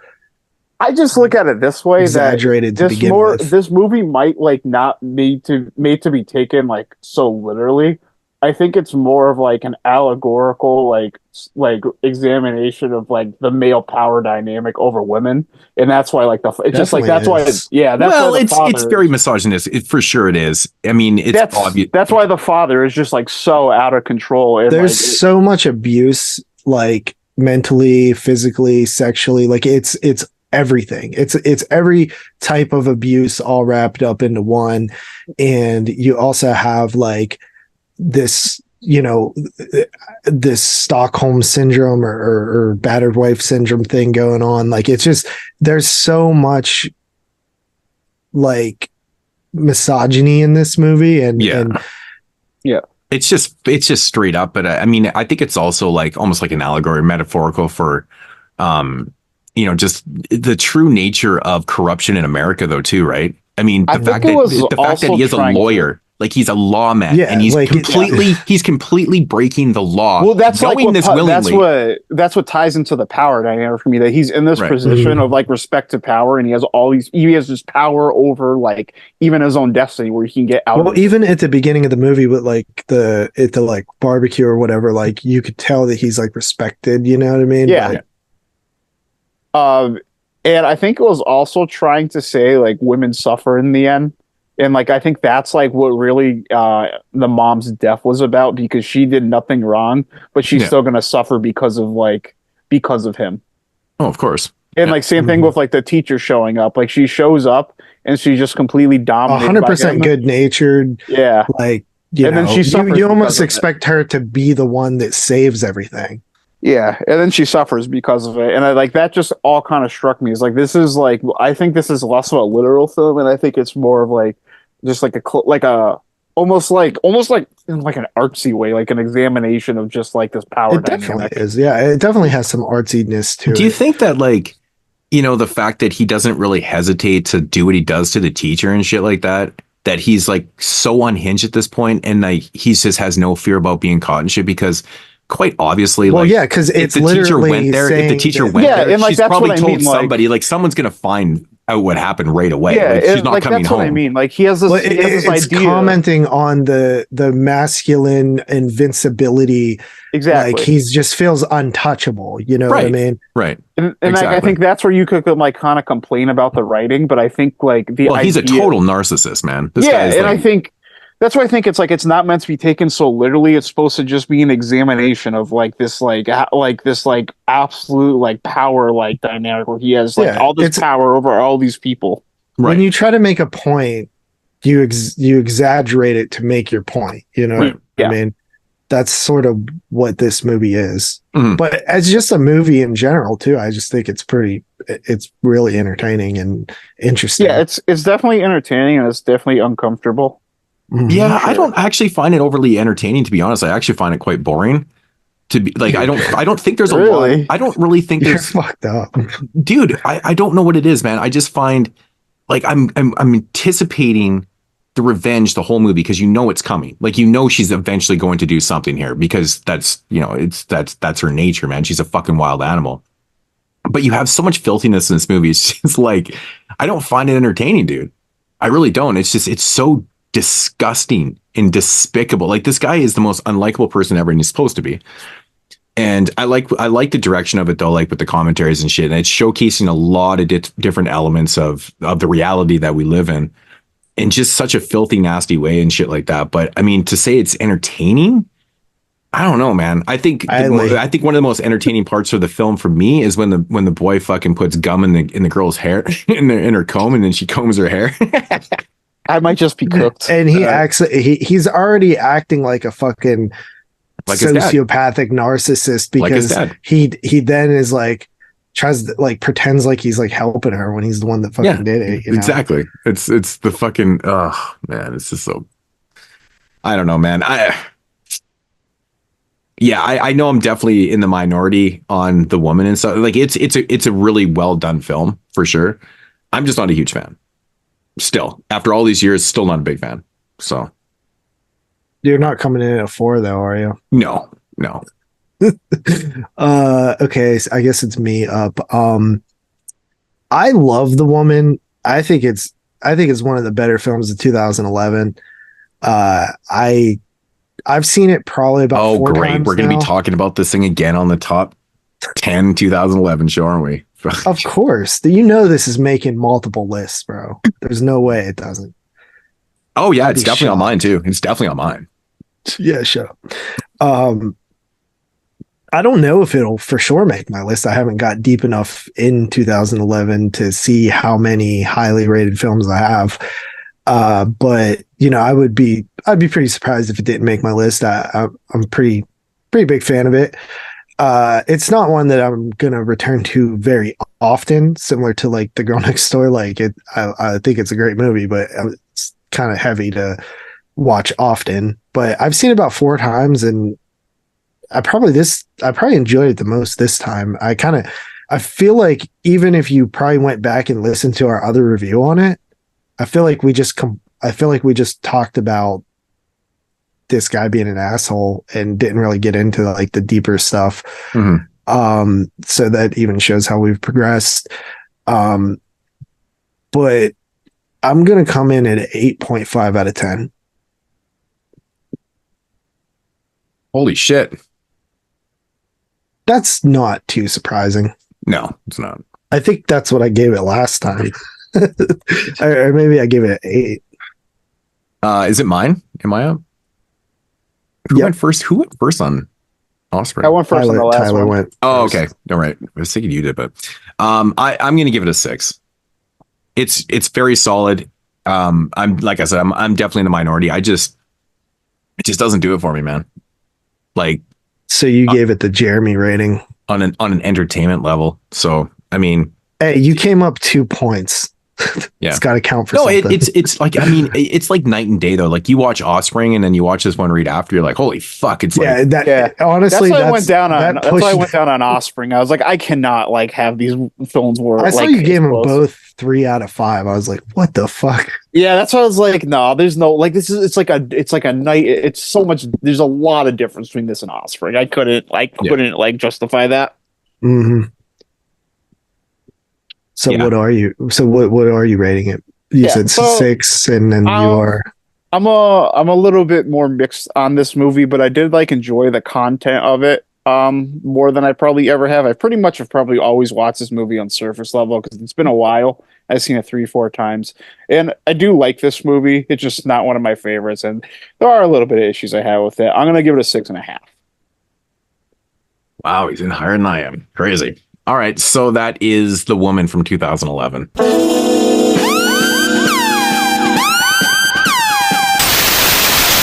Okay, so getting into the third and final film in this trilogy from 2019, and it's simply called Darlin, and directed by Polly-Ann McIntosh, who of course stars as the woman. I think it's Darlin. Yeah, it's Darlin. Darlin, bitch. Darlin. Yeah, I guess. Of course, yeah. Darlin is a direct sequel to The Woman, of course. Darlin being obviously set. What this is like 8 years later. So the end of the Woman, we see the woman walk away holding Darlin's hand. She was the youngest daughter of the family, and then we see Socket and Peg follow along. Yeah, and what happens to What happens to them? They tell you in this movie. Yeah. Where? In a flashback. Okay, yeah. I must have. I swear. So what actually happens to him? Peg was pregnant, as we know. Yeah. And she dies during childbirth, and Socket ran away when she smelled her guts. They literally say that in the movie. Right. Okay. Right. Like Socket ran away. It was kind of a big theme. I completely just spaced on. Yeah. So like, man, fucking weird. Okay. Yeah, you're right. Because the whole time I was watching it, I was like, they better fucking not ignore the other two characters. And I was like completely forgot. I was like looking for it, bro, because I had heard about this movie coming out, and then Jeremy actually saw it at a like festival thing. I can't believe I forgot that flashback. Yeah. He reviewed it. I was on the show, like I did a little like bonus show with him where he talked about all the movies he's seen, and I just asked him questions. And I remember he like ripped this one, and so I just thought it was gonna suck and never even gave it a chance and never watched it. And then I didn't think that it was actually going to be like a sequel. I thought it was just going to be like a sort of in name only thing or whatever that because Pollyanna McIntosh directs this one, and obviously Jack Ketchum had passed away, I think, by this point. Yeah, he did. I just didn't think it. I was like, I thought she was just capitalizing on that role, but it looks like she actually like took her time and cared about the story a little bit, the way they tie that stuff in. And well, Lucky McKee was actually one of the writers on this, right? I didn't know that. Yeah, Pollyanna McIntosh, she's credited as being a writer along with Lucky McKee, and of course Jack Ketchum, of course, because the source material. But, characters. Yeah. But so basically this movie starts out with Darlin being almost escorted to this Catholic hospital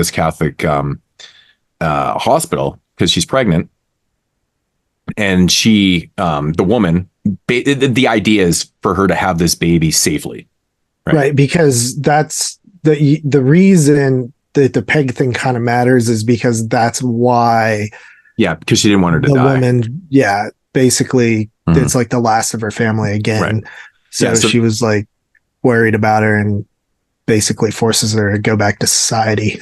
Yeah. So basically what happens is they drop her off at this hospital, and you got this despicable fucking bishop who he's so slimy. He's such an opportunist. Like right away, you know that this guy, he's like, oh shit, man, this is a great opportunity, man. So we need some before pictures of her being feral, and then we're gonna rehabilitate her. And shit. He's just an opportunist, but he's also a pedophile. Yeah. This guy's a royal piece of fucking shit, and it's a great commentary on the corruption in the Catholic Church. That because you always talk about. Oh, that. Dude, this is I was watching it. I was like, this is right up Moodz. They're not even trying to hide the exploitation of the Catholic Church here at all. It is. Yeah, that's honestly like one of my knocks. I think it's a little heavy. Dude, I know, man. This movie, I started laughing. I'm like, oh my god, they are just exploiting the church so bad here. Because even the nurse immediately was like, you're gonna make decisions that benefit patients and not the church. Like, Jesus Christ. I know, dude. It's like so exploitive, but this is exactly the truth. But and isn't the it hypocrisy of the Catholic Church, because this is what they do. They're opportunists. They basically brainwash people, and then they take every opportunity in society to further themselves. And then, of course, on the undergarment of the whole thing, you got all these fucking pedophiles and shit. And like, it's just, dude, it's so far out here. They didn't even try to hide it. I was like, oh my god, this is so crazy. My argument for that, though, dude, is that like now it's so known that's a problem that it's almost like, why even try to hide it? Let's be on the nose about it, because everybody fucking knows anyway. Oh, exactly. I mean, that's the difference between like this movie and say something like Torture or Duckling, right? Like the way Fulci exploited the fucking Catholic Church in back in the early 70s was a lot different, a lot more sly than this. This is just like, hey guys, we have a priest that rapes people. That's pretty much back then when Fulci was doing that, he was saying something that a lot of people didn't know. Exactly. Now everybody knows. I know. And this one's just like straight up. And I'm like, oh my God, this movie's like, it's just so hard. You know what's so fucking crazy about like, you know, the Catholic Church and like how, you know, these priests and these bishops and stuff, they're always brainwashing to the point where like they get into it where the one girl or the one nun had actually left the church because she was being molested and stuff. And she came back. Like she fucking came back, dude. I'm thinking to myself going, why would you ever get involved with this shit again when he literally molested you as a child and shaped your mentality to the way it is now, and you got away, but you came back, man. I'm like, fuck, dude.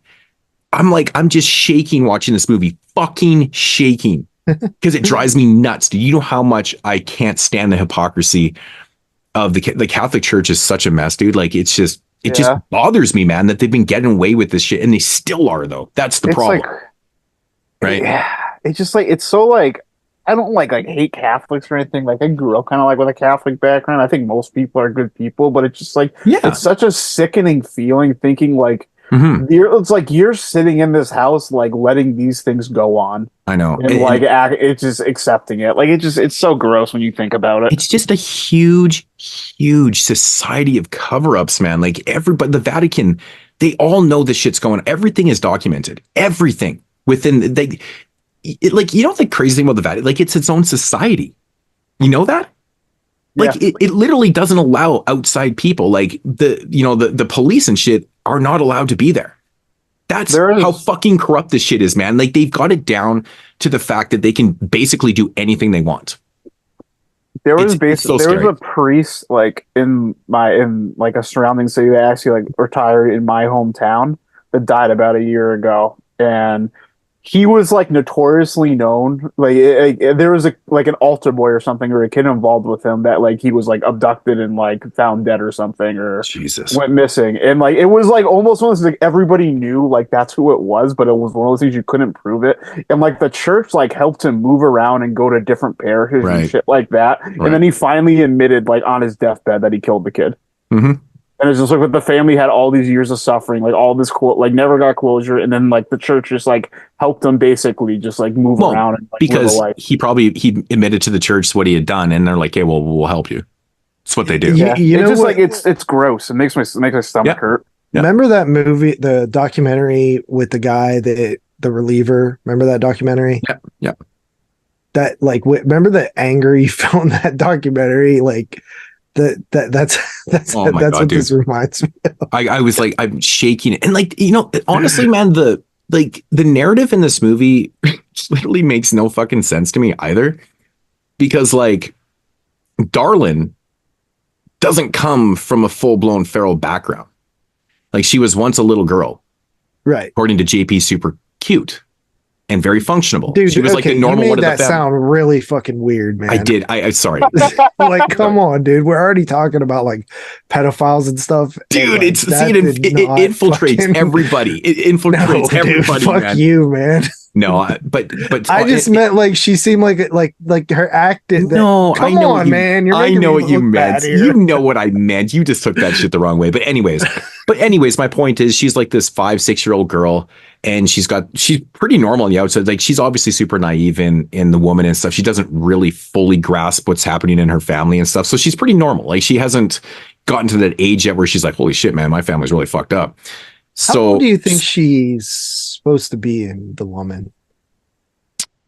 I would say she's probably about 5-6 years old, because they say what she's like 16 in this movie, and this is about 8 years after. So yeah, okay. maybe 6. Yeah, 7 like, years old. I'm like really bad with like anything under like 13, like to pick what age they are. Yeah, like a 5-year. I like literally. I'm so bad at it. I'm like a 5-year-old seems like an 8. I don't know the difference. It's so weird, dude.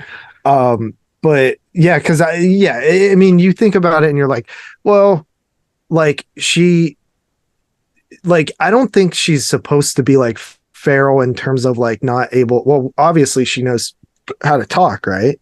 Well, that's the thing that bugged me about this movie. That threw me off, like out of nowhere, like mid movie. I kept looking at. I think she was just intentionally not talking to people, like because they say in the movie that her and Peg talked. So yeah, but so she clearly knew how to talk. So that's why when she just starts talking out of nowhere, you're like, well, no, it's because they imply that they had basically kind of rehabilitated her Right, but because the doctor was convinced that she came from a background where she wasn't born into this feral type community. I think that's just her playing. You know what I mean? I don't think she actually is that. I just think that's what they thought. I don't know, man, because there's those scenes where she's like freaking out and she's all feral and shit, and she's like, you know, she's grunting and she's and she's like, but that's sort of how they were. That's how they communicated with the woman. So like, that's obviously like, I mean, if you put it into perspective of their family life. Yeah. Okay. So if you take that way, like, okay, so she was just kind of faking the funk or whatever, but I mean, they say that she talked, that her and Peg talked, right? But Socket and Woman didn't talk. Oh, you know what? I didn't think about that. Yeah, I guess like how would she just have these like motor skills?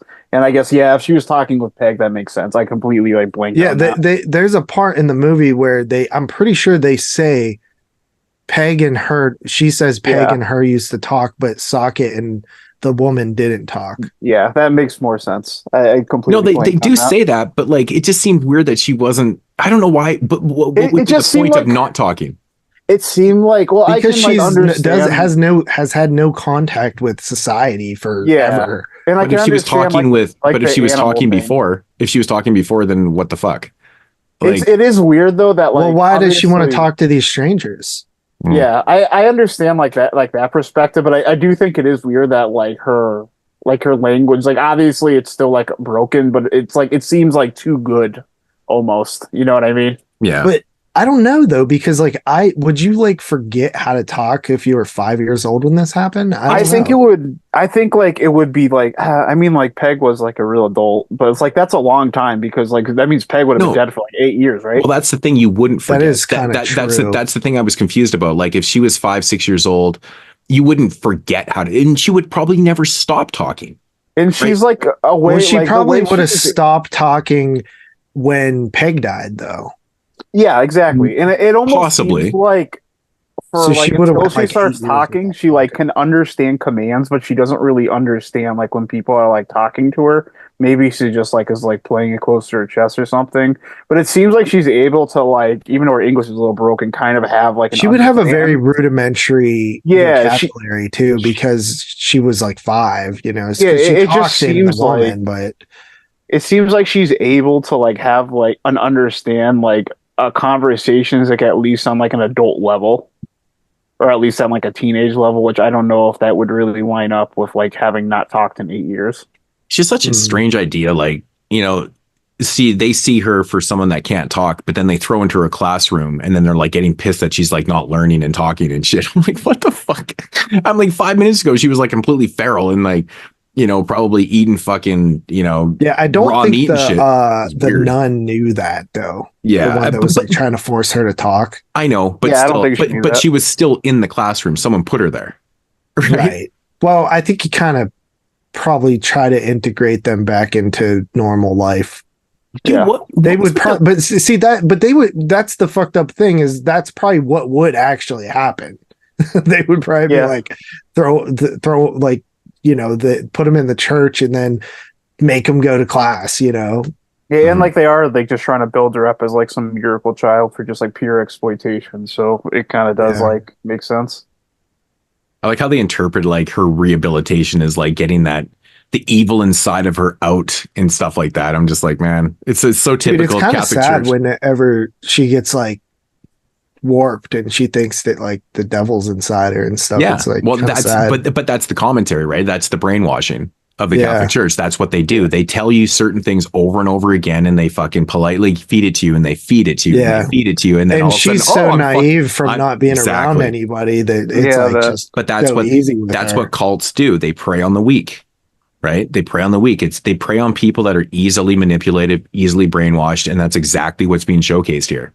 It's not rehabilitation. It's about brainwashing. It's about like conforming to their society. It's about conforming to their society and understanding how things really fucking work. But the true evil, and the irony is that the evil wasn't her. It's the fucking church itself. Yeah. That's the true fucking evil here, man. And like, it's so crazy to watch his performance. Well, I mean, but that's been the case in the last movie too. Like the woman is not like the evil. She's not the villain. No, she's just a survivor. Like she's just trying to survive. That's what she's doing. That's her fucking motive for like is an animal. I thought she was used kind of weird here, but like for whatever, I thought it was like it was weird. I thought how they kind of like made her like this like anti-hero almost like. But like at the same time, the most there's some entertaining very parts big of the misdirection movie, here. Yeah, some of the most entertaining parts of the movie for me are like when like they're just treating her like a fucking like serial killer or a slasher or something. I know, dude. Did it not feel like a slasher film at times? Yeah, like it's she's funny. Like randomly, like when she's hanging out with all the prostitutes and stuff, bro. It's like dude, at the end, like when they come in storming, it's like I thought it was kind of stupid, but at the same time, I kind of got that feeling like when you're fucking like watching wrestling and someone comes back after a long time and like runs to the ring.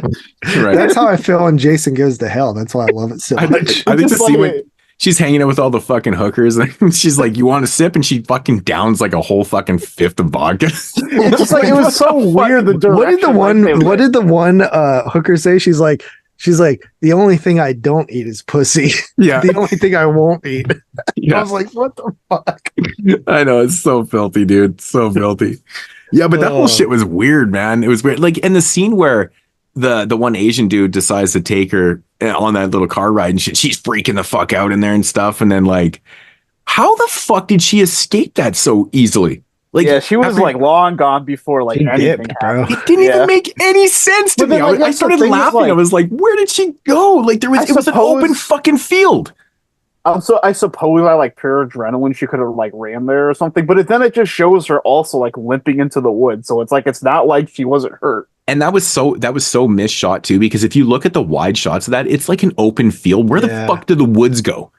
Yeah. Like where did they come from? It was you had to take so like a hard left. Yeah, like honestly, man, there's a lot of misdirection in this movie too. I think that her character is totally underutilized. I just didn't honestly really care for that whole angle and shit. It was just weird. It was weird, man. But I found it entertaining, like in some sort of way. Man, I found this movie fucking boring, man. Like this is 100 minutes of just, dude, honestly, man, the whole rehabilitation shit inside the church with like the character, like the kids and stuff, like you're smoking the bud and all that. I was like bored to death watching this movie, dude. I didn't find it like boring, but like I thought like it like almost like those scenes where she randomly was just like a slasher. Yeah, like, kind of like brought up the entertainment level a little. It just seems so like, out of left field. It seemed like a little like heavy-handed and like repetitive. It's like now the church is bad in this way. Now the church is bad in this way. It's like we kind of get it. Dude, the movie could have been 20 minutes long. They made their point right away. It's like like they kept making like the church worse and worse, but it's like it's nothing that's like shocking to you like at this point in the movie, and it's just like you didn't like need to put all that in. It's like it's almost like it was interesting when they kept making like the dad and the woman worse and worse, but it was just like it just seemed like overkill for me in this movie. I think it's like a pretty simple movie. Like I don't think like it feels like it feels like first time director, first time writer type. Yeah, thing. like I don't think this movie's bad. I think this movie's actually shot the best. No, absolutely not, dude. The woman is shot way better. You think so? Definitely, bro. I remember thinking like at least the cinematography in this movie is nice. I like this movie. Maybe it's factors in that I went in with extremely low expectations because I had heard Jeremy tear it apart. But I do see, what the complaints. I don't find it as boring as you did in the slower parts.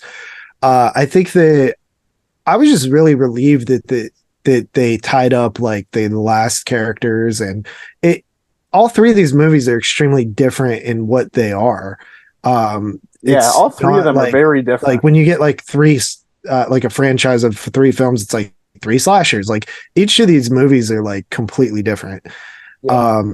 This one and The Woman are probably closest it's a whole rehabilitation angle that they're playing in both these movies too, and I'm just like, they couldn't do something a little bit different. Like I don't know, man. I like the fact that like exploiting the Catholic Church is always entertaining in that aspect, but as a whole for the movie, I'm just like, it feels messy to me, man. It felt it's not as messy as Offspring, but I do like the Catholic, like the shots of the Catholic Church. Like it's just always an interesting subject to explore. But I just like it just felt like just so like heavy-handed here. You know what's a funny part in this movie that actually I was actually eating while I was watching this, and I almost spit out my food too. Is the scene in the end of the film where, you know, I've always found this to be so weird with the Catholic religion, is like, you know, eating the crackers like the body of Christ type thing. Yeah, it's very cannibalistic to me, and it probably has a double meaning too at that point, because like we're dealing with like cannibals and it definitely does. I always found it like super compelling that like it's like cannibalism. It's so fucking weird. But anyways, that, you know, like the old saying goes, like you never bite the hand that feeds you. Not in this case. I thought she was gonna bite his thumb off. Like, she fucking bites his fucking spits on. Like I started laughing so hard. I was like, oh, that's fucking brilliant. You actually bit the hand that feeds you. Literally. It's amazing. Have you seen this before, or is this the first time? It was the first time, actually. It was funny because I actually ordered this Blu-ray like a couple weeks back, and it never shipped. And I was about a half an hour into the movie, and then I canceled my Blu-ray. I was like, no, I'm not doing this. I don't need it. I don't need to. Yeah, it just never came in. TV. Oh, really? I watched it on F Movies. I watched it on that MB. Yeah. Actually, I watched it on MB. The transfer was really good, though. It looked really good. Yeah. But then again, it is 2019. So I actually completely missed this one, I think, in 2019. I didn't watch it. I just didn't watch it. I skipped it intentionally because, like I said, Jeremy tore it apart. Yeah, I just I probably did then too, maybe subconsciously, or just knowing, I don't know. But then again, me not being a big fan of the first two movies, what was going to be the point of me checking this out, going, oh, this is potential top 10 material? Fuck. Yeah, I've seen this movie just get like shit on basically in like all corners. This is one of the most positive production, like conversation I've ever heard about this movie. Yeah, I honestly don't really like. This is probably my least favorite trilogy that we've ever reviewed on this show. Like 251 episodes, man. I'm just not a fan of any of these movies. I don't think they're terrible movies or nothing, but they're just not for me. Yeah. Right. So, but I think this one is better made, or it's better than Offspring. Yeah. For sure. But it's not as good as, it's not as well done as The Woman, though. So, but yeah. You guys got anything else on Darlin? I think we nailed Darlin enough. Yeah, I'm gonna come in at a 5 on this one. I'm gonna split the difference. Seems right. I think that's appropriate for how my feelings are towards these films and shit. Like it's like I'm not gonna sit here and say don't watch this. I always like don't like I never not recommend film unless it's like I think it's like the worst thing. Unless I think it's like literally just like a farce of a movie, and even then I'm just kind of like, yeah, you know, take your own opinion, I guess. Like, you know, like The Woman, like I'm not a big fan of it, but I would never not recommend it for people because a lot of people might get a lot more out of it, and a lot of people do. The Woman is like definitely still like a good movie, like a very good movie. Yeah. So, but yeah, I'm gonna give Darlin a 5. It's just I feel like there you can see like the first time director itis in this. It's a little bit messy. I think there's characters that are underused and stuff, but you know, some of the commentaries in it, like I like. It's not done well in the aspect of showing like, you know, like a lot of great commentaries are kind of like not fully on the surface. You know what I mean? So it's not really shocking in that aspect. I mean, we all know the exploits of what's going on in the Catholic Church and shit like that. So, but you know, from that angle, it was still decent. So, who's next? Tyler? I'm up next. Yeah, I think. No. It's Moodz. I just gave 5. Oh, did you? Yeah. I wasn't paying attention. Yeah. So yeah, I'm also like mixed on this movie. Oh yeah, you did, because I said that seems about right. I'm a fucking idiot. Sorry. I was wondering what the fuck you I wasn't gonna say to. It was like you definitely responded to that. I got distracted, dude. I don't know. I got fucking Sphere 88. I don't fucking know, dude. Yeah, I think this like I'm pretty mixed this movie. I think it's got some issues with it, but I did also find like some entertainment in it. I don't think it's a bad movie or anything. But it's definitely it's definitely not The Woman. I'm gonna come in at 5.5. I like it more than both of you guys. I give it a 6.5 out of 10. Shit. Man, so Trilogy, I get 4, 5, and a 6. That's crazy. And I went 5, 8.5, 6.5. Yeah. I still can't believe Tyler was higher than me on these ones. That's crazy. I know, he's such a tough rater too. Yeah. So yeah, that is the Dead River trilogy. Dead River. I don't so that. Yeah. Okay. I'm still confused by that, but Yeah. I think they're all right for what they're worth. And like, yeah, none of them are like being in the middle. atrocious. I'm just the woman being in the middle too, I think is definitely a movie like most people would enjoy. Mm-hmm. Yeah. Yeah, and well, I definitely know that most people enjoy The Woman. The Woman's a pretty highly praised film. Yeah. I mean, I'm not sorry that I have the Arrow Blu-ray at all. Actually, I picked this up on a sale. It was like £5 or whatever. So it was a good deal. Don't say pounds, dude. Well, that's what it's in. This £5. is America, bro. Well, this is Canada. So it's like, no, what? You're in North America. That's $7.50. I think that's a conversion. That's not bad. I'd take it up for that. Yeah, it's super fucking cheap, dude. I always hate when people use fucking pounds when none of us use pounds. Well, see, I mean, you use dollars, dog. Yeah. $7 doll hairs and 50 cents. Yeah, doll hairs. We use doll hairs up in here. Yeah, we use doll hairs. But hey, quick question. Because we are taking a week off, I believe, correct? Yeah. Yeah, I got family coming in from Ontario next week, and I completely fucking shit the bed on that. So next week we are not recording, but the week after I think next week was supposed to be the Canucksploitation film or show. Canucksploitation Volume 1. Is there a release for The Carpenter? Yeah, there's a Scorpion DVD. It's a DVD, not a Blu-ray. No, there's no Bluray for it. Okay, I'm watching that bitch online then. Yeah. It's 1996. It's definitely out of print too, so it probably goes for. I think it has another release. Yeah, the DVDs are out of print, but yeah. So I'm gonna order the Curtains Synapse, I guess. Oh yeah, it's definitely worth owning. It's great. I got both Curtains and Happy Birthday to Me on blue. Yeah, Happy Birthday to Me, Curtains, and The Carpenter with Wings Hauser. So that's going to be the Canucksploitation slasher show. I'm honestly really excited. I like that. Yeah, I like that. Yeah. That's a when you first want to do Canadian films, I was like, but then when it was Canadian slashers, I was like, yeah. Well, there's a lot. I mean, there's a lot of pretty decent Canadian films from the 80s and stuff that aren't slashers. Tons of good Canadian movies from the 80s, but like I like the idea of picking like 3 slashers because as we know, like when it comes to Canucksploitation, the sort of like tax era of films is like really the boom, so it kind of makes sense to do those ones first. Right. But it's fun too, man. I actually just got a Happy Birthday to Me shirt from the wife for Christmas, so I'll be rocking that on the show. Should have saved it for your birthday. I've actually only seen Happy Birthday to Me, which actually that movie's kind of long. It's like 2 hours. It is. It's like an hour 50, which is pretty long for a slasher. Yeah, I actually just watched it at the drive-in fairly recently.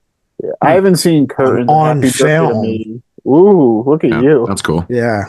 I haven't really kind of just sat back and watched like a couple 80s slashers in a while. And I haven't seen Curtains and Happy Birthday to Me in a long time, so I'm kind of really interested to revisit them. Yeah, I actually haven't watched Curtains in a long time either. I think the last time I watched it, I guess, was probably when the Snaps Blu-ray came out. Yeah, same. I got the Snaps Blu-ray and it came out and I watched it and that was it. I just remembered, the Asian guy that's in Darlin he's gay. Anyways, that's part of the plot. No, I know. But no, I couldn't remember. I couldn't think of where I knew him from, but it was The Walking Dead. It's from that. So just had a weird thought. Oh. Yeah, he was in The Walking Dead. I was like, where the fuck do I know? I'm like, this guy was from He did look familiar. Yeah, so. I didn't look him up, though. Oh, man. So that's going to be episode 152. I don't know. We actually have a... Nope. 252. 251. Yeah, Is this- 251. This is 251. Yep. Yeah. So that'd be 252. Oh, you're talking about next week's or 2 weeks from Yeah. now show. Okay. Yep. We actually have a lot of pretty cool shows coming up. Yeah, dude, we got tons of fun stuff, man. I mean, there's some good shows. Actually, you know what? I know that Carly was semi interested in doing the Canadian show with us because Okay. she's watching slashers as well. Yeah, we actually have a bunch of like after that we're doing the Jeffrey Dahmer show for serial killers. Then we got Zoology 4, which is going to be bears, which is going to be really fun because like what we are haven't doing? picked the films for that yet. Yeah, I'm assuming probably like Prophecy and I was going to say we should do Prophecy. I've wanted to say it a long Grizzly. time. Grizzly's fucking fun as hell, and Prophecy's great. Grizzly's probably like one of the better Dude, killer bear films. it's like There's it's- actually quite a few decent ones though. no, there is. Yeah, and then we got the OG versus remake show after that, which is going to be Carnival of Souls. Carnival of Souls, which I'm gonna Yeah, actually that's a need- cool one. I'm gonna need the remake, or yeah, because I don't actually have a copy of that. I don't even know if Oh. that shit's on DVD, bro. It is. I Might think it's be on great. VHS. It's like gray market DVDs and shit, and they all go for crazy money too. It's like what the fuck.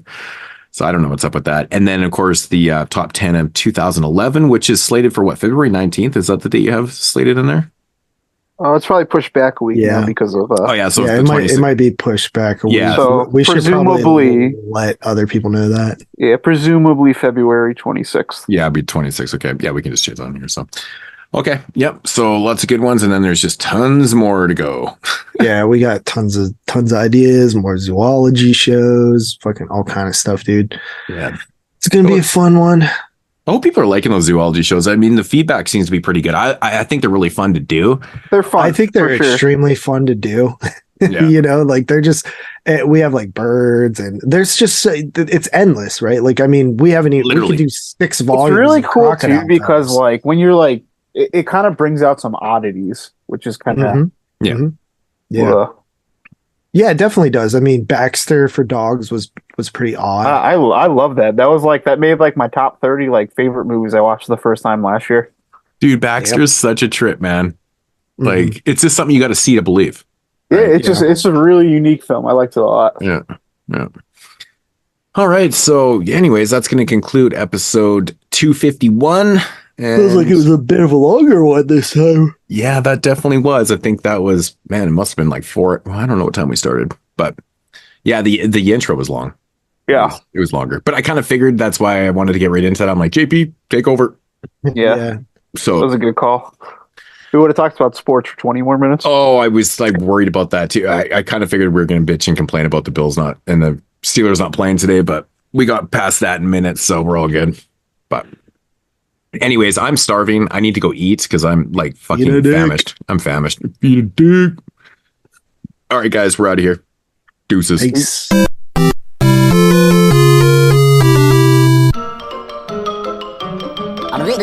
That's all, folks.